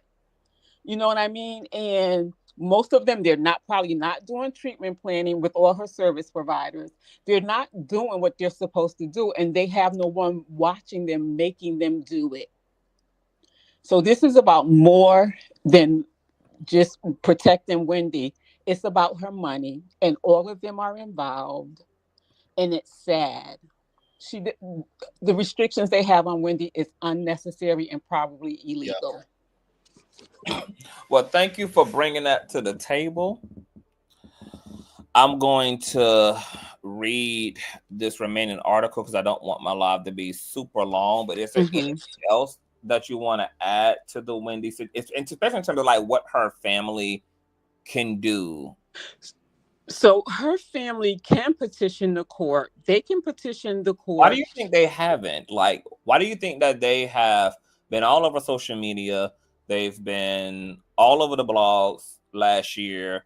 They are saying they want her, but they haven't even petitioned the courts or contested the guardianship. Well, they can't contest it. They can petition the court for a hearing because we don't know what we don't know. It's the way that Sabrina is handling this. They probably feel like they don't have an option, but they can put. And the other thing is that we don't know that they haven't. But with all these people who seem to be connected and involved, they're probably being they're probably not being allowed because they can petition the court and take the classes and whatever is necessary to become conservator of Wendy. But and if they don't know, I mean, what you would think though by now, this far in and this dramatic of a situation, that they would be taking all of those steps. But Conscious, I'm trying to tell you, they can be. I believe they're probably being led to believe that there is nothing that they can do because the control is enormous in this case. It's just, but they just I'm need be honest, to know. I cannot imagine with them being a part of a very high-profile woman who does a lot of business, is in and out of lawyers regarding marriage, property, just all her business, that they would not have enough common sense to consult with. But none of that matters, Conscious, if there's a system in place that's trying to. You see what the connection was to the judge, the conservator, the donations. They could have petitioned the court and been denied. But they haven't even said that in all that they're saying. They haven't said anything about. Let me tell you, this system, but even and with all that Wendy has done, she still wound up under conservatorship. You see what I'm saying? Because the system is crazy. And if you have people who are conspiring for a certain narrative, that's what it's going to be, because the judge is going to make the decision. But let me say something to you, Liz. Yes. I don't even have a Wendy Williams in my family. And yet, the very least I would know to do is to consult a family attorney and to seek all and every bit of legal advice I can about my situation with my aunt. I mean, that is like that's common base. And I wouldn't, I'm speaking from me, but I would imagine that these people feel the same, considering how emboldened and passionate they sound. There is nothing that Sabrina bitch could do to keep me off her motherfucking ass. There is nothing she could do, because I know there's nothing she can do. She can't put me in jail for fighting for blood. She can't actually stop anything. All they can do is flex the civil authority they have to just reject and deny and deny and reject and deny. But what else is there to be afraid of outside of the retaliation against Wendy? The retaliation against Wendy. And that's real, because as you see, she can't even get a brush without the conservator going to buy it. You know what I mean? Like some of my clients who are placed in a facility, whatever their Social Security check is, the facility gets, and the facility is getting paid as well. Yeah, but everybody getting paid. But they get to keep $75. So if I got a client who's getting $1,100 a month from her Social Security, she gets to keep $75 a month of that. And if I have another client who only gets $776, she gets to keep $75 of that. So there's no uniformity on even what the cost is for the care in one of those facilities. Because if, like, I have another client right now, I'm waiting to place her. She's getting over $2,000 a month. But you know how much she's going to get out of it once she's placed? $75. So there's no uniformity. There's no consistency. They kind of charge whatever they want to charge. You got to watch them because they double charge. So like I said, we don't know that her family has not. They could have been denied, because I know families who've although they may not have been appropriate, but at least they tried, but they were denied, and some who were appropriate to care, because as a family member, you don't get paid. What do you think is the breakdown in Wendy Williams' situation with her family for her to be aging gracefully as a very high valued woman and to not have put paperwork in place for the just in case anything happens to her medically, anything happens to her fatally? Because a lot of Wendy setting this up could have prohibited some of this and acted as an intermediary for her family. Actually, as if she's placed under conservatorship, none of that matters. Even if there was a power of attorney in place, once the person is conserved, that supersedes a power of attorney. But what I'm saying is that, say before her ultimate medical collapse or the situation with Wells Fargo popped off that led to all of this. And I don't even know how Wells Fargo was able to even put in a petition for that's even crazy. Because I didn't know that in bank institutions, they have clauses where they can flag your account if it comes under suspicion to them. Their advisors that overlook your finances can determine if there's something wrong, if there's fraud, if there seems to be exploitation here. And so that's what they basically use in order to freeze our accounts. And then Wells Fargo launched forward to get the courts involved, which led to the conservatorship under the guise. But wasn't there even a connection with the bank? I don't know if there was a direct link, other than that Wells Fargo, for whatever reason, as an institution, was legally allowed to freeze her account upon reason of suspicion of etc. And then from there, because I think Wendy was also going through bouts with her health at that time as well. So it kind of seemed like an interesting set of circumstances culminated at the right time that allowed the situation to play out in favor of the guardianship. Right. And but I think but the reason I'm asking about the power of attorney and all of that is that long before the Wells Fargo situation hit the fan, if Wendy how to put in place her power of attorney, because she didn't strive to get a power of attorney until Wells Fargo had froze her accounts, and then she tried to get in place her son as a power of attorney, but they had already blocked him by that time. But if she had all that in place prior, that would have gave the family ample opportunity way before the Wells Fargo drama to get involved, because they would have had some legal right to and kind of take siege, of the scenario before it even got all the way here. Well, the only way that could have happened is if they perceived prior to all the things that happened with the bank that Wendy needed, that she was in stress and that she needed assistance. That's the only way, because the thing is that the court appointing a conservator supersedes everything. So even if she had that in place, the judge would have still said, okay, we're going to appoint a conservator, and all of that other stuff is null and void. So she could have had a power of attorney, but once she was appointed a conservator, that all goes away. Conservator supersedes. People better get their stuff in order, because people better, high-powered people in particularly, need to really, in their wellness, do what they need to do and decide who they trust, and really put some folk in place right before things ever hit the fan like it did with Wilden. Because as I said, I started this live stream with just starting in 2017. Wendy been passing out, found unresponsive, in and out of mental health facilities, in and out of rehab, in and out of all type of issues with thyroid and Graves' disease and progressive aphasia and frontotemporal dementia for years, way before there was ever a guardianship. These were the things just going down in her life, since 2017 all the way up to 2023. So that's a huge lapse of time where, had Wendy put in place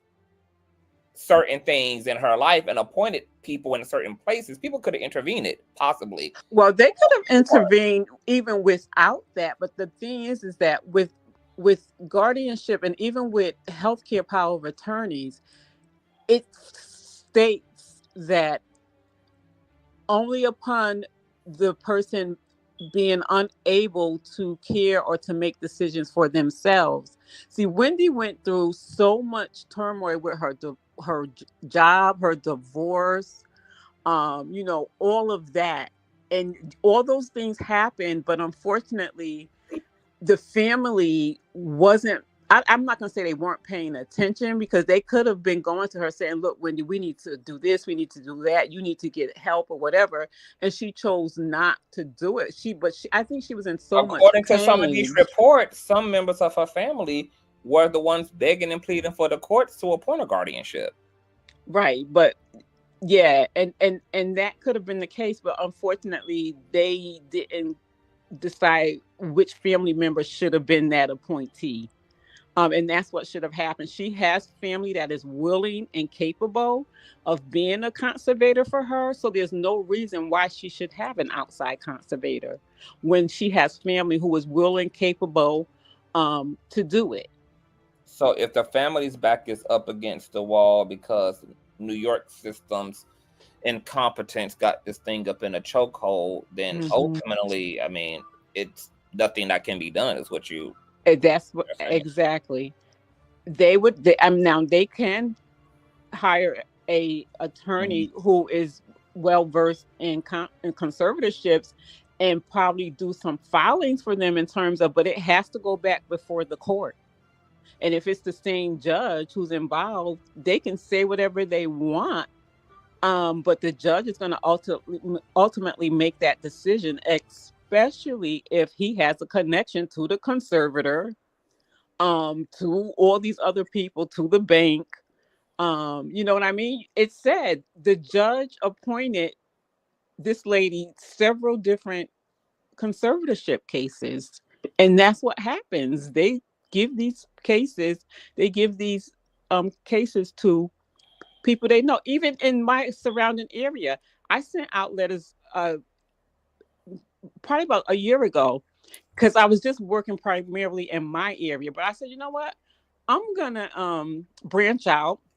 The money's pretty good. I wanted to get a certain number of clients, and that would take care of, you know, what I needed to do for the month. But do you know, a lot of them either said, well, I had one clerk say to me, well, can you send me a resume? I said, no, I don't have to send you a resume because first of all, I'm a social worker plus 20 plus years. Secondly, I've gone through the training and I am capable. I've been a conservator at that point for 4 or 5 years. You're the only one asking me for a resume. I don't need to give you a resume. You just need to put me on your list. Simple as that. And several of the surrounding suburban towns didn't want to put me on their list. So they, you know, though they know who they want in those positions, and this is a matrix. Yeah, this is a web. Yeah, it is. Definitely, it is. It's a whole coop for sure. All right. Okay, I'm gonna put a pause there because it's gonna be part 1 of my commentary. I'm going to do another show and drop the link so other folk and all y'all can come up and indulge. Because I know it's a lot of moving parts in the situation. I have a lot of questions about a lot of things all up in this. I am so shook up, Miss Liz, as to why this woman did not have a power of attorney, even outside of guardianship. I'm just curious to know, why was the family that she now is so close to and who wants to be so close to her weren't in any particular position of authority way before? Because Wendy been successful for a long time. She's been successful for decades. And I'm just curious to know what have been the issues here that led. So Conscious, you have to realize that healthy people, most people, like I also am a Legal Shield associate. One of the services that we offer, we provide you with a living will, healthcare power of attorney. Do you know how many people that I talk to try to say to them, this is your love letter to your family. This will is going to prevent a lot of chaos. And how many people, especially our people, who say to me, I'm not leaving nobody nothing, or just because I'm not dying no time soon. You don't know. Exactly. Life is not promised to anyone. And I guess I'm speaking like this because I come from a family where people get their affairs in order. Like my grandma, most people don't, Conscious. I've been a grandma, leadership I know, associate but for that's what I'm 14 saying. years. Like, it's just so weird to me. It's weird to you because it's and not just everyday people. I can understand everyday people, but I cannot. It's hard for me to imagine someone at the level of Wendy does not have. Look at Prince. Look at all these people, all these wealthy people who did not have wills in place. They all let me tell you one thing about. And let me tell you one thing about not having a will and you have some money. The state is going to fight you and your family as long as they have to keep that money. But that's not, I didn't experience that because I come from a mother who left me in inheritance, and everything about the way things flowed after her passing was very smooth. I did not have to swing and bang on anybody. That's not the case. That's not the case with most families, unfortunately.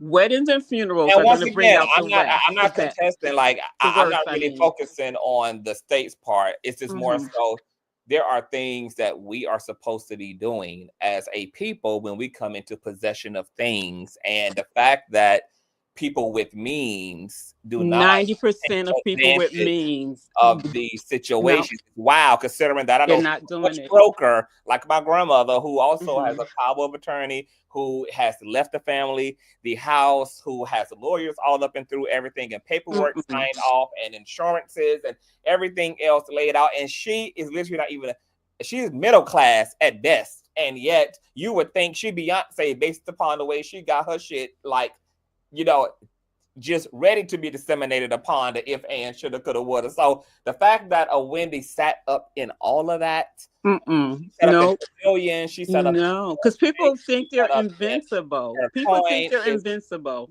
and 90% of people do and not that's have why their I hope that stuff this, in order. and I hope and that's exactly why I hope that the conversation around Wendy at this point is actually a whole cautionary tale that But goes let me out. add something else to it, Conscious. Let me add this to it in terms of people not having a will.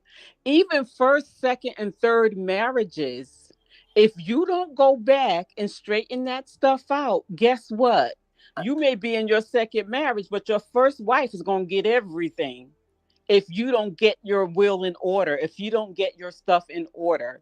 So blended families, we all need it done, but you have to think about as you move in life, what you got to make sure that you got your business in order. You don't know how many families, how many people I come across who are fighting each other or fighting in court because they didn't change the will. They didn't change the insurance policy. Even first wives who is taking insurance policy because it's in they're the beneficiary and not even paying for the funeral. You know what I mean? And that second wife is having to deal with it, or second husband, or whatever it is. So it's so many variables. We just don't believe in getting our stuff because most of us weren't taught that. We weren't taught. Get a will, get a healthcare power of attorney. You know what I mean? Or put your stuff in a trust. We weren't taught that. A lot of us we weren't taught. Your family is an anomaly. Cautionary tale then. Let it be a cautionary tale, especially for black ass people, because we know we come from a community that is not taught about financial literacy, not at all, and how the business of America is in place. And I don't know how many tragic as situations coming out of pop culture that we have to see time and time again before we are to wake up and realize that yes, we do not need to leave our business undone, because it's better odds of you. I would encourage you to have your ish together rather than have your ish together when it comes to these type of matters. I mean, people gonna fight. People gonna be greedy. People gonna fight over a mama's house. People gonna do whatever they do. But you need to have it in order still. You need to have your ish in order. You need to have John Hancock's and have people in place so that you can have some type of a buffer in case God knows what the hell occurs. But I just think that this conversation is very, very fascinating around Wendy, even beyond just Wendy herself and her particular circumstance. Conscious, let me just clear something up, because I just saw a comment saying a power of attorney and medical power of attorney are different. They absolutely are. That's why I named them differently. There's your will, your living will, your healthcare power of attorney. They are all different documents and they all do different things. Your healthcare power of attorney says who you want to speak for you in the event that you are unable to speak for yourself. They are all different documents. I never said that they were all the same. They are all different documents and they all do something different. And when I spoke about wealthy people not having wills, there's plenty of wealthy people who did not have wills and their families had to fight it out in court. So that's what I was saying. So I just want to be clear about what I'm saying. They're all different documents and they all do something different. So you need to have all of them. You know what I mean? Not just a will. And in terms of life insurance has nothing to do with your will, your healthcare power of attorney, or anything. Your life insurance, you name a beneficiary, and that is totally separate from anything else. Whoever that beneficiary is on that life insurance policy, that's who's going to be able to claim that money and execute that policy. That has nothing to do with your will at all. Life insurance policies are totally separate from your will. So yes, they are all different documents. And if I wasn't clear about that, because I know what I'm talking about, they're all different documents and they all do different things, and you need all of them. Well, So thank you, just Liz, to be for clear. enlightening the folk and for bringing that to the a platform. I appreciate it. No problem. No All right, well, problem. that was our list, you guys. I got to get out of here, but I gotta finish the stuff. Goddess, I don't know what type of Percocet that you own. Maybe you and Wendy was snorting the same type of cocaine, baby. Maybe you own that FTD diagnosis yourself, child, but you better get a chill pill, because it's not my fault that Wendy Williams did not have a goddamn power of attorney until the system had them scooped her motherfucking ass up. Okay? Maybe if she had not been swallowing down cocaine and swallowing down liquor and sweeping in front of everybody's front door, the state of New York wouldn't have been able to sweep all up in front of it, sugar. Okay, now you take that up with Wendy, okay, on why she tried to appoint her son to be the power of attorney after her shit done got froze up like Noah's Ark out there in the oceans, baby, by Wells Fargo, baby. You take that up, baby. You write Wendy a letter, okay, to her deluxe old folks apartment in the sky, baby. And you tell her all about how you feel about how she ain't have her goddamn paperwork and her situation in order, baby. See, you can't see the link just like you can't see the truth. You know, it done been 5 people in this backstage, including Miss Liz, who got up here. And if you can't see the link, baby, I know you can't see the facts. Okay? So get that cleared up, baby. Okay? Urgent care is calling. Now, let's get to this Vice article, okay? To the horror stories of guardianships and conservatorships, okay? Guardianships look different for every person. Some people are given public guardians they don't know, especially if they don't have a family or if the courts deem their family unsuitable to be their guardian. Some guardianships are enacted over elderly people, especially those with Alzheimer's disease or dementia, and may enable elder abuse in some cases. In the most restrictive cases, which are sometimes referred to as a plenary guardianships, a guardian or conservator, I like it better as conservator, all right, is given full control of a person's entire life.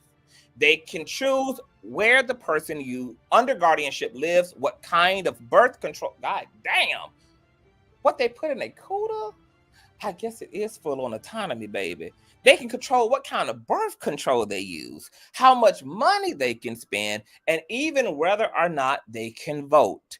Even so, some people are put under guardianship as an honest attempt to help them, particularly when the state doesn't have or communicate less restrictive options. This lack of more informed and autonomy-preserving care is changing in some states, which have adopted alternatives to guardianship, including supported decision-making, also known as SDM, a much less restrictive alternative to guardianship and conservatorship, in which people are able to choose their own advisors to help them make choices for themselves. In Britney Spears' case, her family members allege that she has mental illnesses that merit stripping her of her rights. She has been under her father's control for the past 13 years with no decision-making over her health, her finances, or her communication with the outside world. On June 23rd, Spears gave a statement in court alleging she's been the victim of an overly aggressive conservatorship.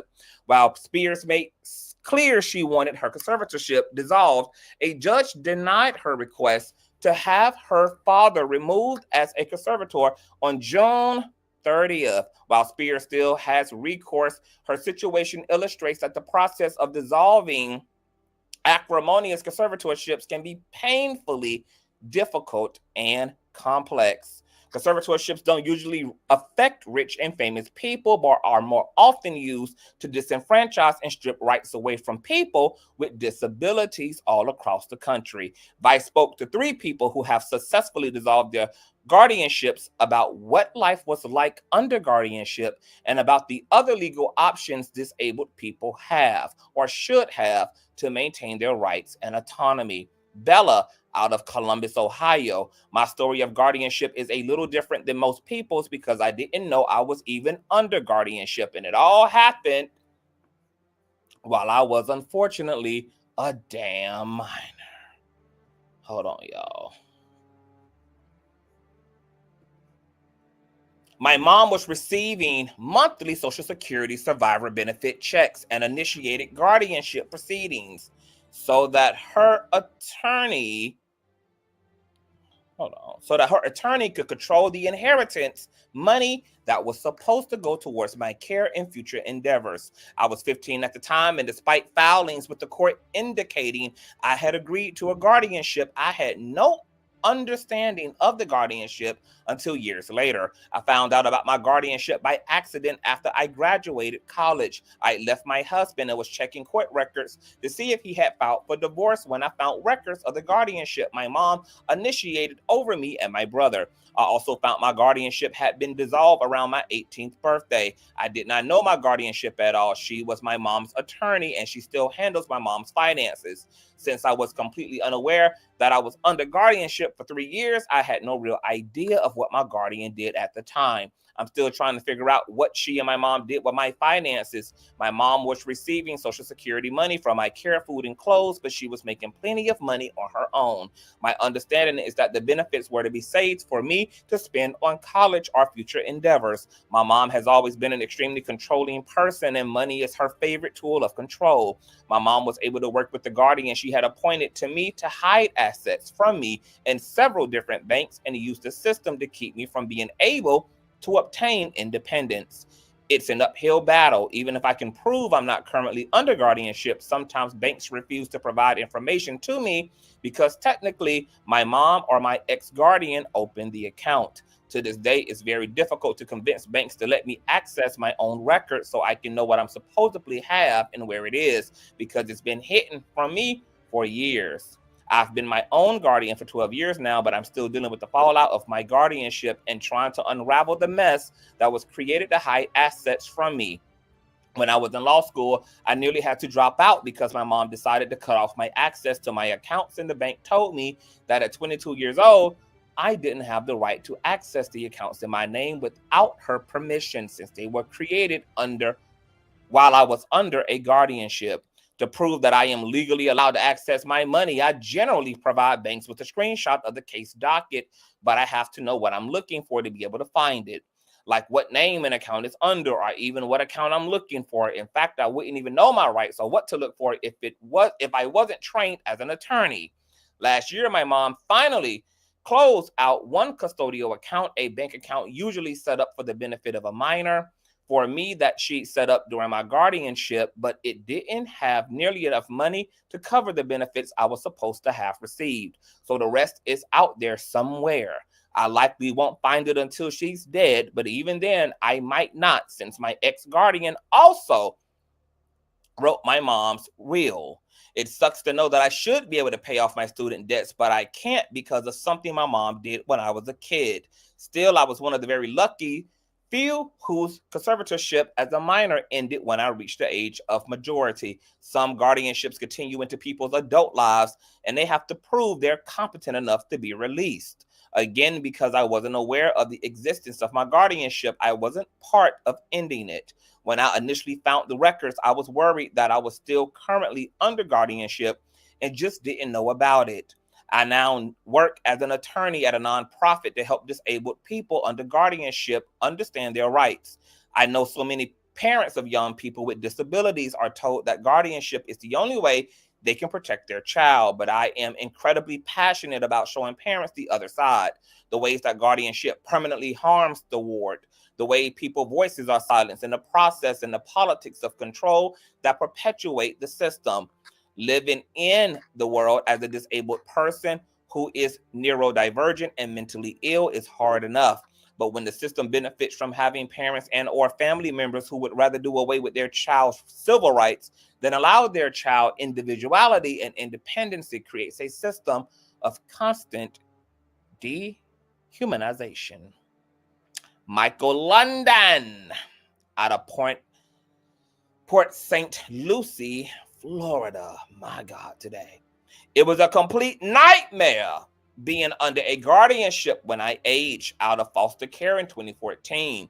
I actually didn't know I was being petitioned for guardianship until I was assigned an attorney by the court whom I felt did not advocate for me.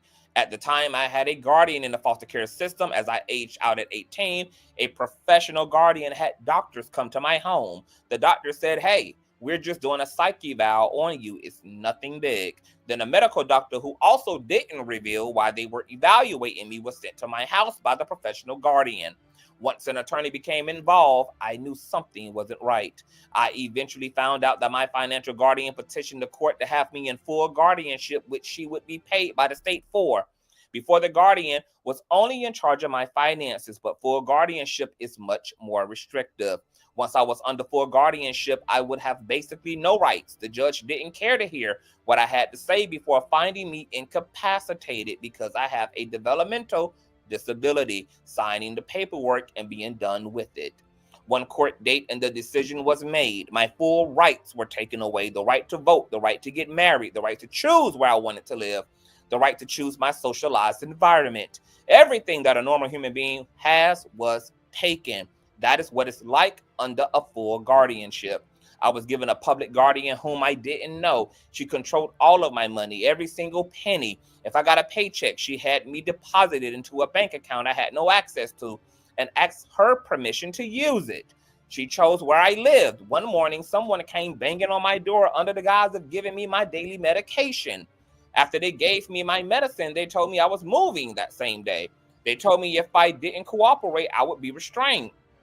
I tried to reach for my phone to call 911, but they tackled me to the ground, restrained me, and carried me to the car to take me to a group home for people with disabilities. From then on, I was held hostage from my family and my friends. I was not able to go to church. I was not able to do any volunteer work at all. I was in complete inmate. My guardian told me that if I called 911, that I would lose all phone privileges. They made me clean feces off the mattresses. They made me help restrain other people.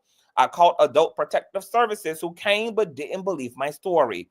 After 2 years living at the group home, I was able to buy a cell phone through pretending to be cooperative with my guardian and the home. I acted like I didn't want to leave, even though, of course, I did. My friend who didn't live in a group home with me and I called Disability Rights Florida, an organization dedicated to protecting disabled people. My lawyer, Amanda, fought for me, and I became the first person in Florida under supported decision-making. Supported decision-making is the least restrictive alternative to full guardianship.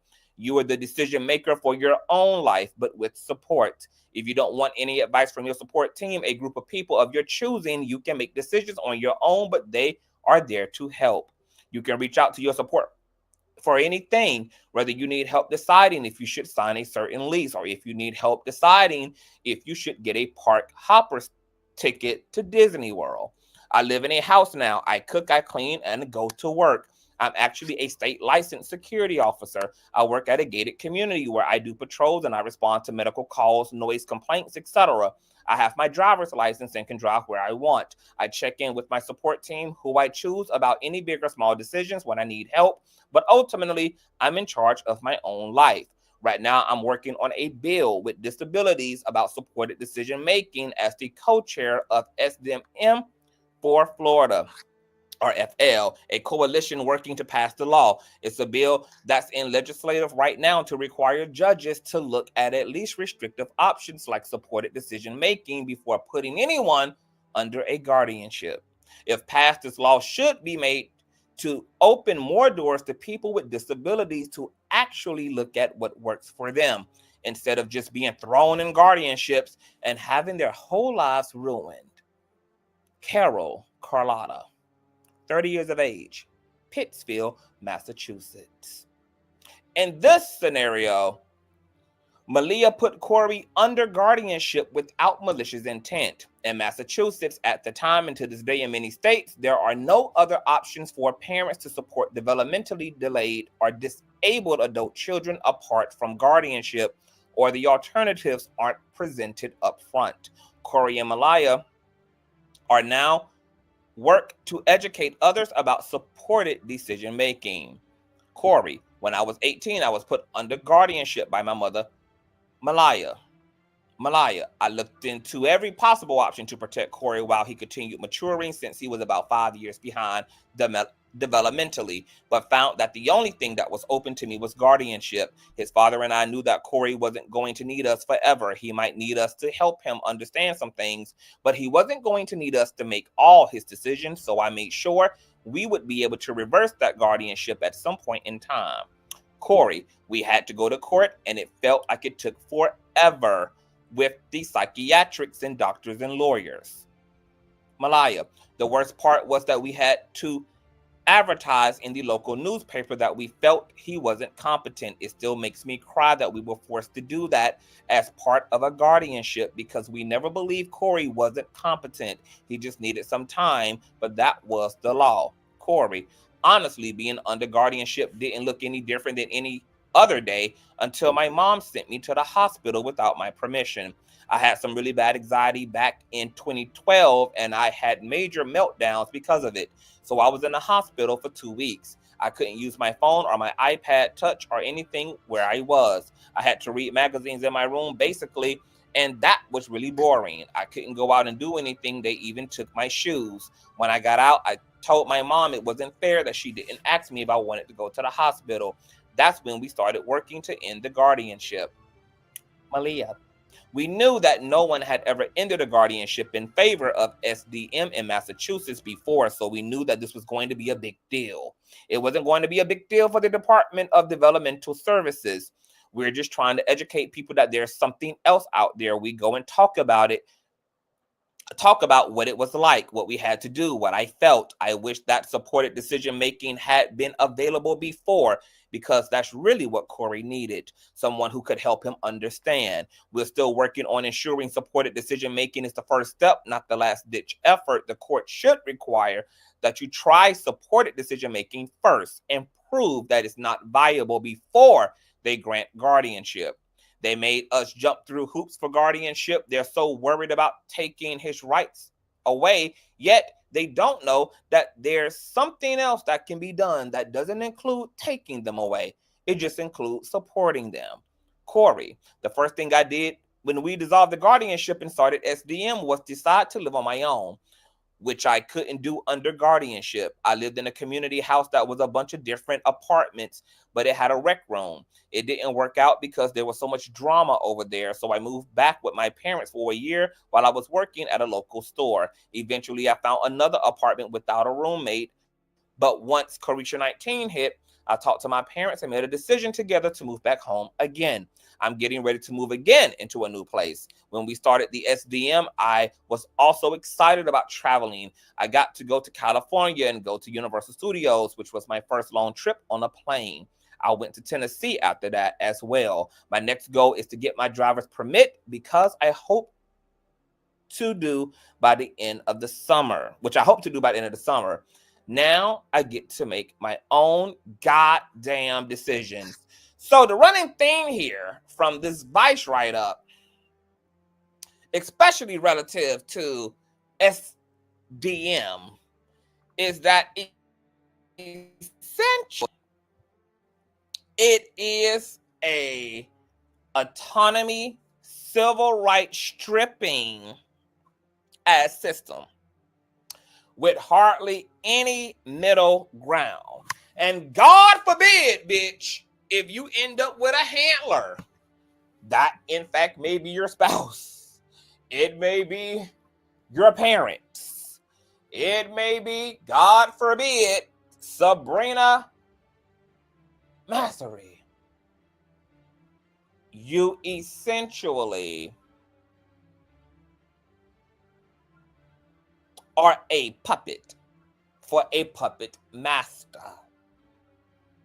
So then what we're going to do is, in part 2, we're going to delve more into SDM, which is in various states that seeks not to strip or to prohibit people's rights, but to offer them various forms of support based upon their mobility, and their functionality and their God-given needs, even if they change from season to season. Now, in tying all this up, what in the hell do I conclude this far about said circumstances?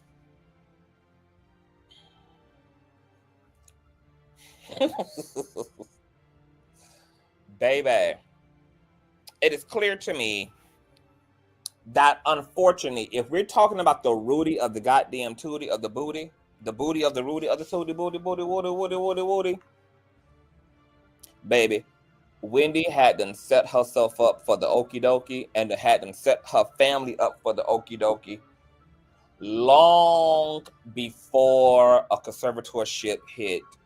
She set herself up for the okie dokie, unfortunately, by not taking her sobriety seriously. Her indulgence in cocaine and various substance abuse and alcoholism gave way and manifestation to the development of FTD in her case, various other cognitive degenerating issues that eventually would ultimately lead to guardianship hell. There are so many ways to talk about the Wendy Williams journey from a place of wisdom as it relates to doing your damn work in life, doing your shadow work in life. If you happen to have and be a person of a single lick of means, I hope in all of these celebrity crash out stories that the bigger point extracted is take care of yourself, baby. Take care of yourself by every measure possible.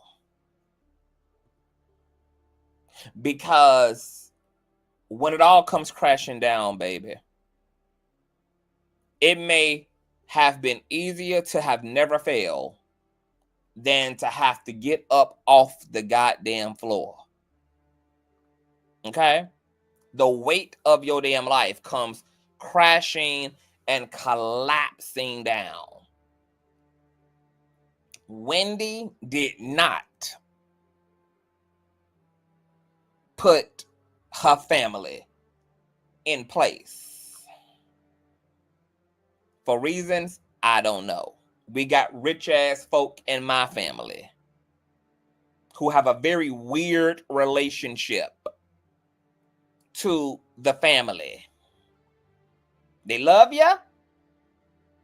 They might fly you out. They might help you if you need.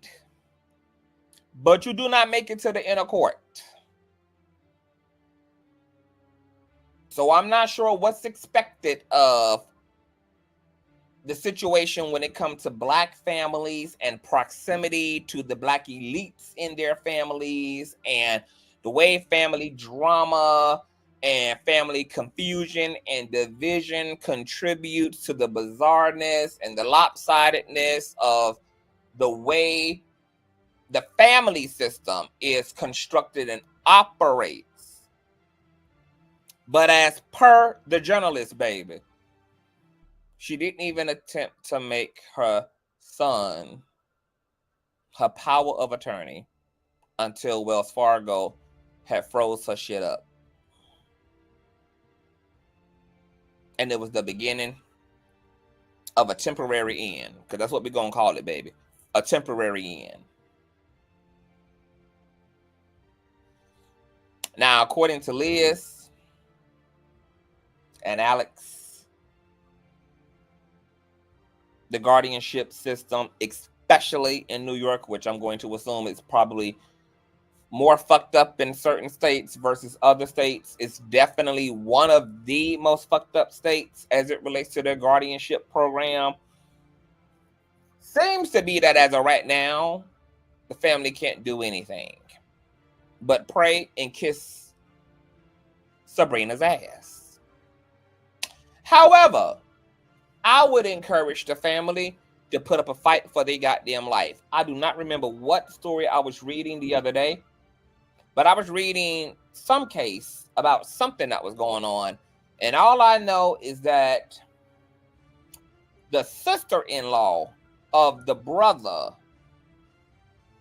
who got put on death row was so adamant about saving her brother-in-law's life and interceding on his behalf, baby.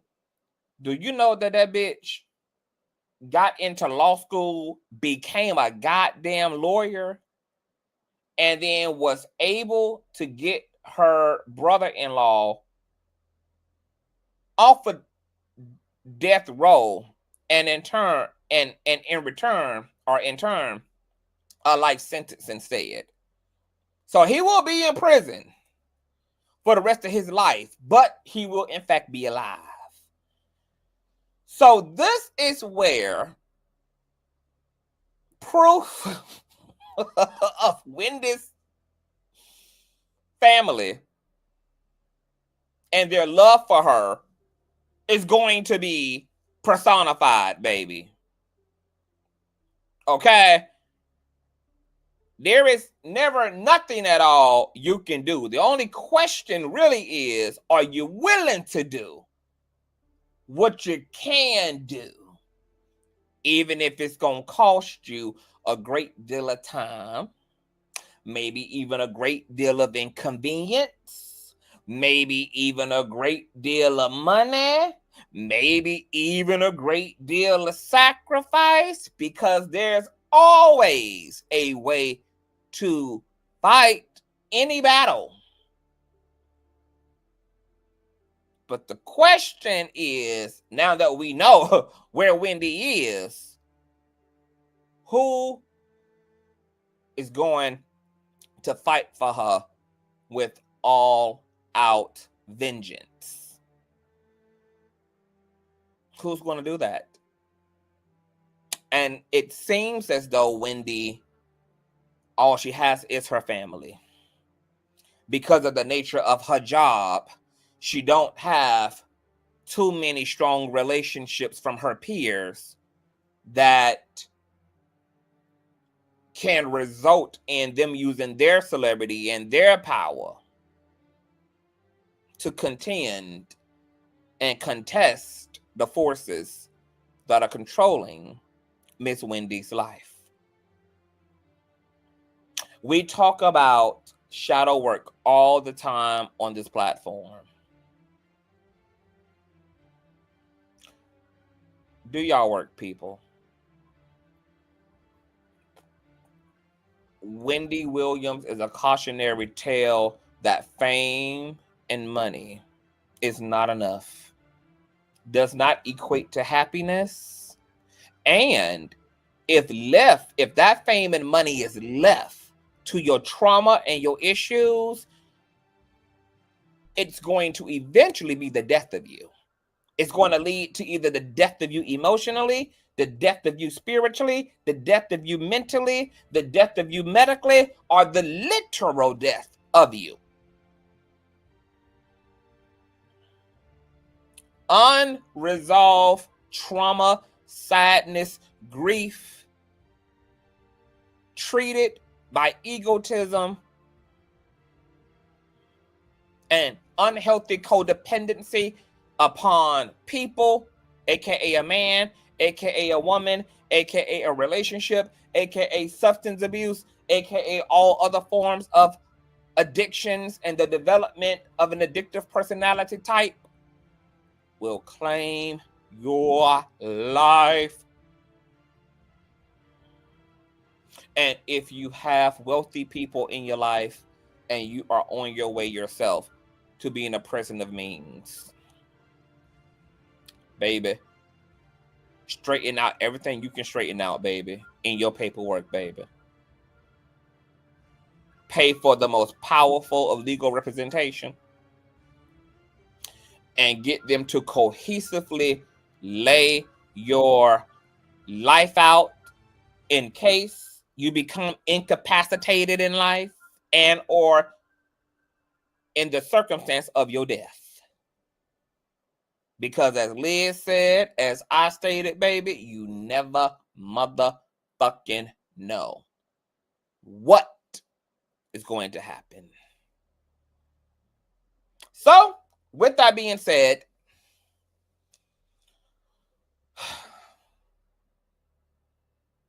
Alex wants y'all to hashtag free Wendy Williams. If her sister is an attorney, then like Liz said, like Alex said, the system got the guardianship situation in a chokehold.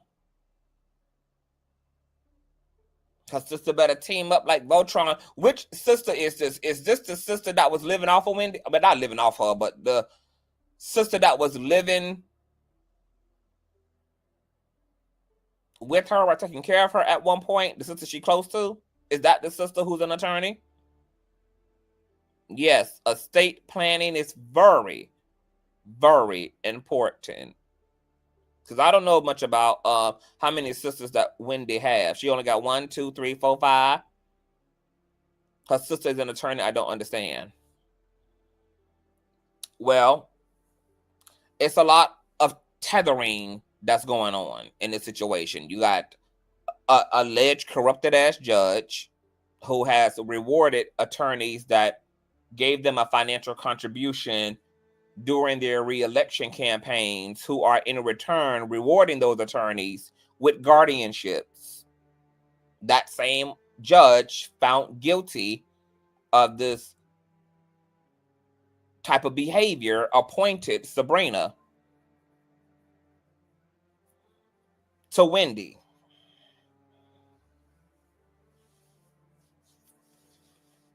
I got a interesting feeling that the Wells Fargo advisor might be in an entanglement with this judge, who has an entanglement with Sabrina, this New York attorney, and that the system works together to find opportunities to take advantage of people with large means who become incapacitated in one way or another, and collectively they sink their teeth in. I got a feeling the Wells Fargo advisor is in connection with the judge, and the judge is in connection, obviously, with Sabrina, because they've probably done plenty of work together as it relates to this, even on the back end. So I'm not sure how good of an attorney the sister is, or what her level of expertise and cleverness and skill set is, but considering that she is an attorney and her family is dealing with this issue, even as an attorney, she would not be able to do something like this alone. She would need just as much aiding and abetting. She would need the aiding and abetting of other judges, other ethical, humane attorneys to work in tandem with her. It would have to be a whole concert, baby. It'll have to be a whole assembly. A whole assembly.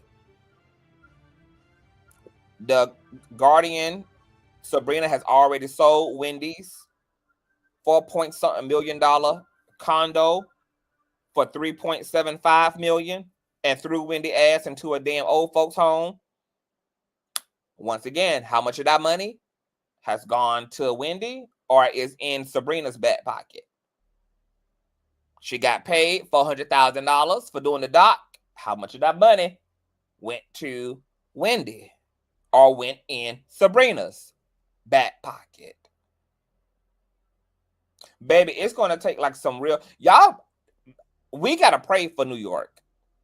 We got to pray for the disruption and or destruction of the principalities and the wickednesses that reside in the high places of New York's criminal justice system, of their custodian system, of their guardianship system, because it is some real collective work going into the sustaining of that power. And they got that thing locked up like Fort Knox to protect everybody's interests who are grifting off of these disadvantaged, wealthy individuals who end up incapacitated either temporarily or for one reason or another, baby. But it's some real work. And I don't even understand how any of the damn attorneys, lawyers, and judges who are in New York, who are adjacent to these issues, even if family court is not their thing, have not raised awareness, or why there isn't a whole new roster of attorneys that are being birthed out of New York with the anointing and the calling to target this particular area. Or maybe there is. I may bring a band of guardianship entities onto the show and see if we can do a panel discussion and talk about the ins and outs of guardianships, even the positive side, the negative side, to explore the brokenness of the system and to explore the solutions and the reforming of said system.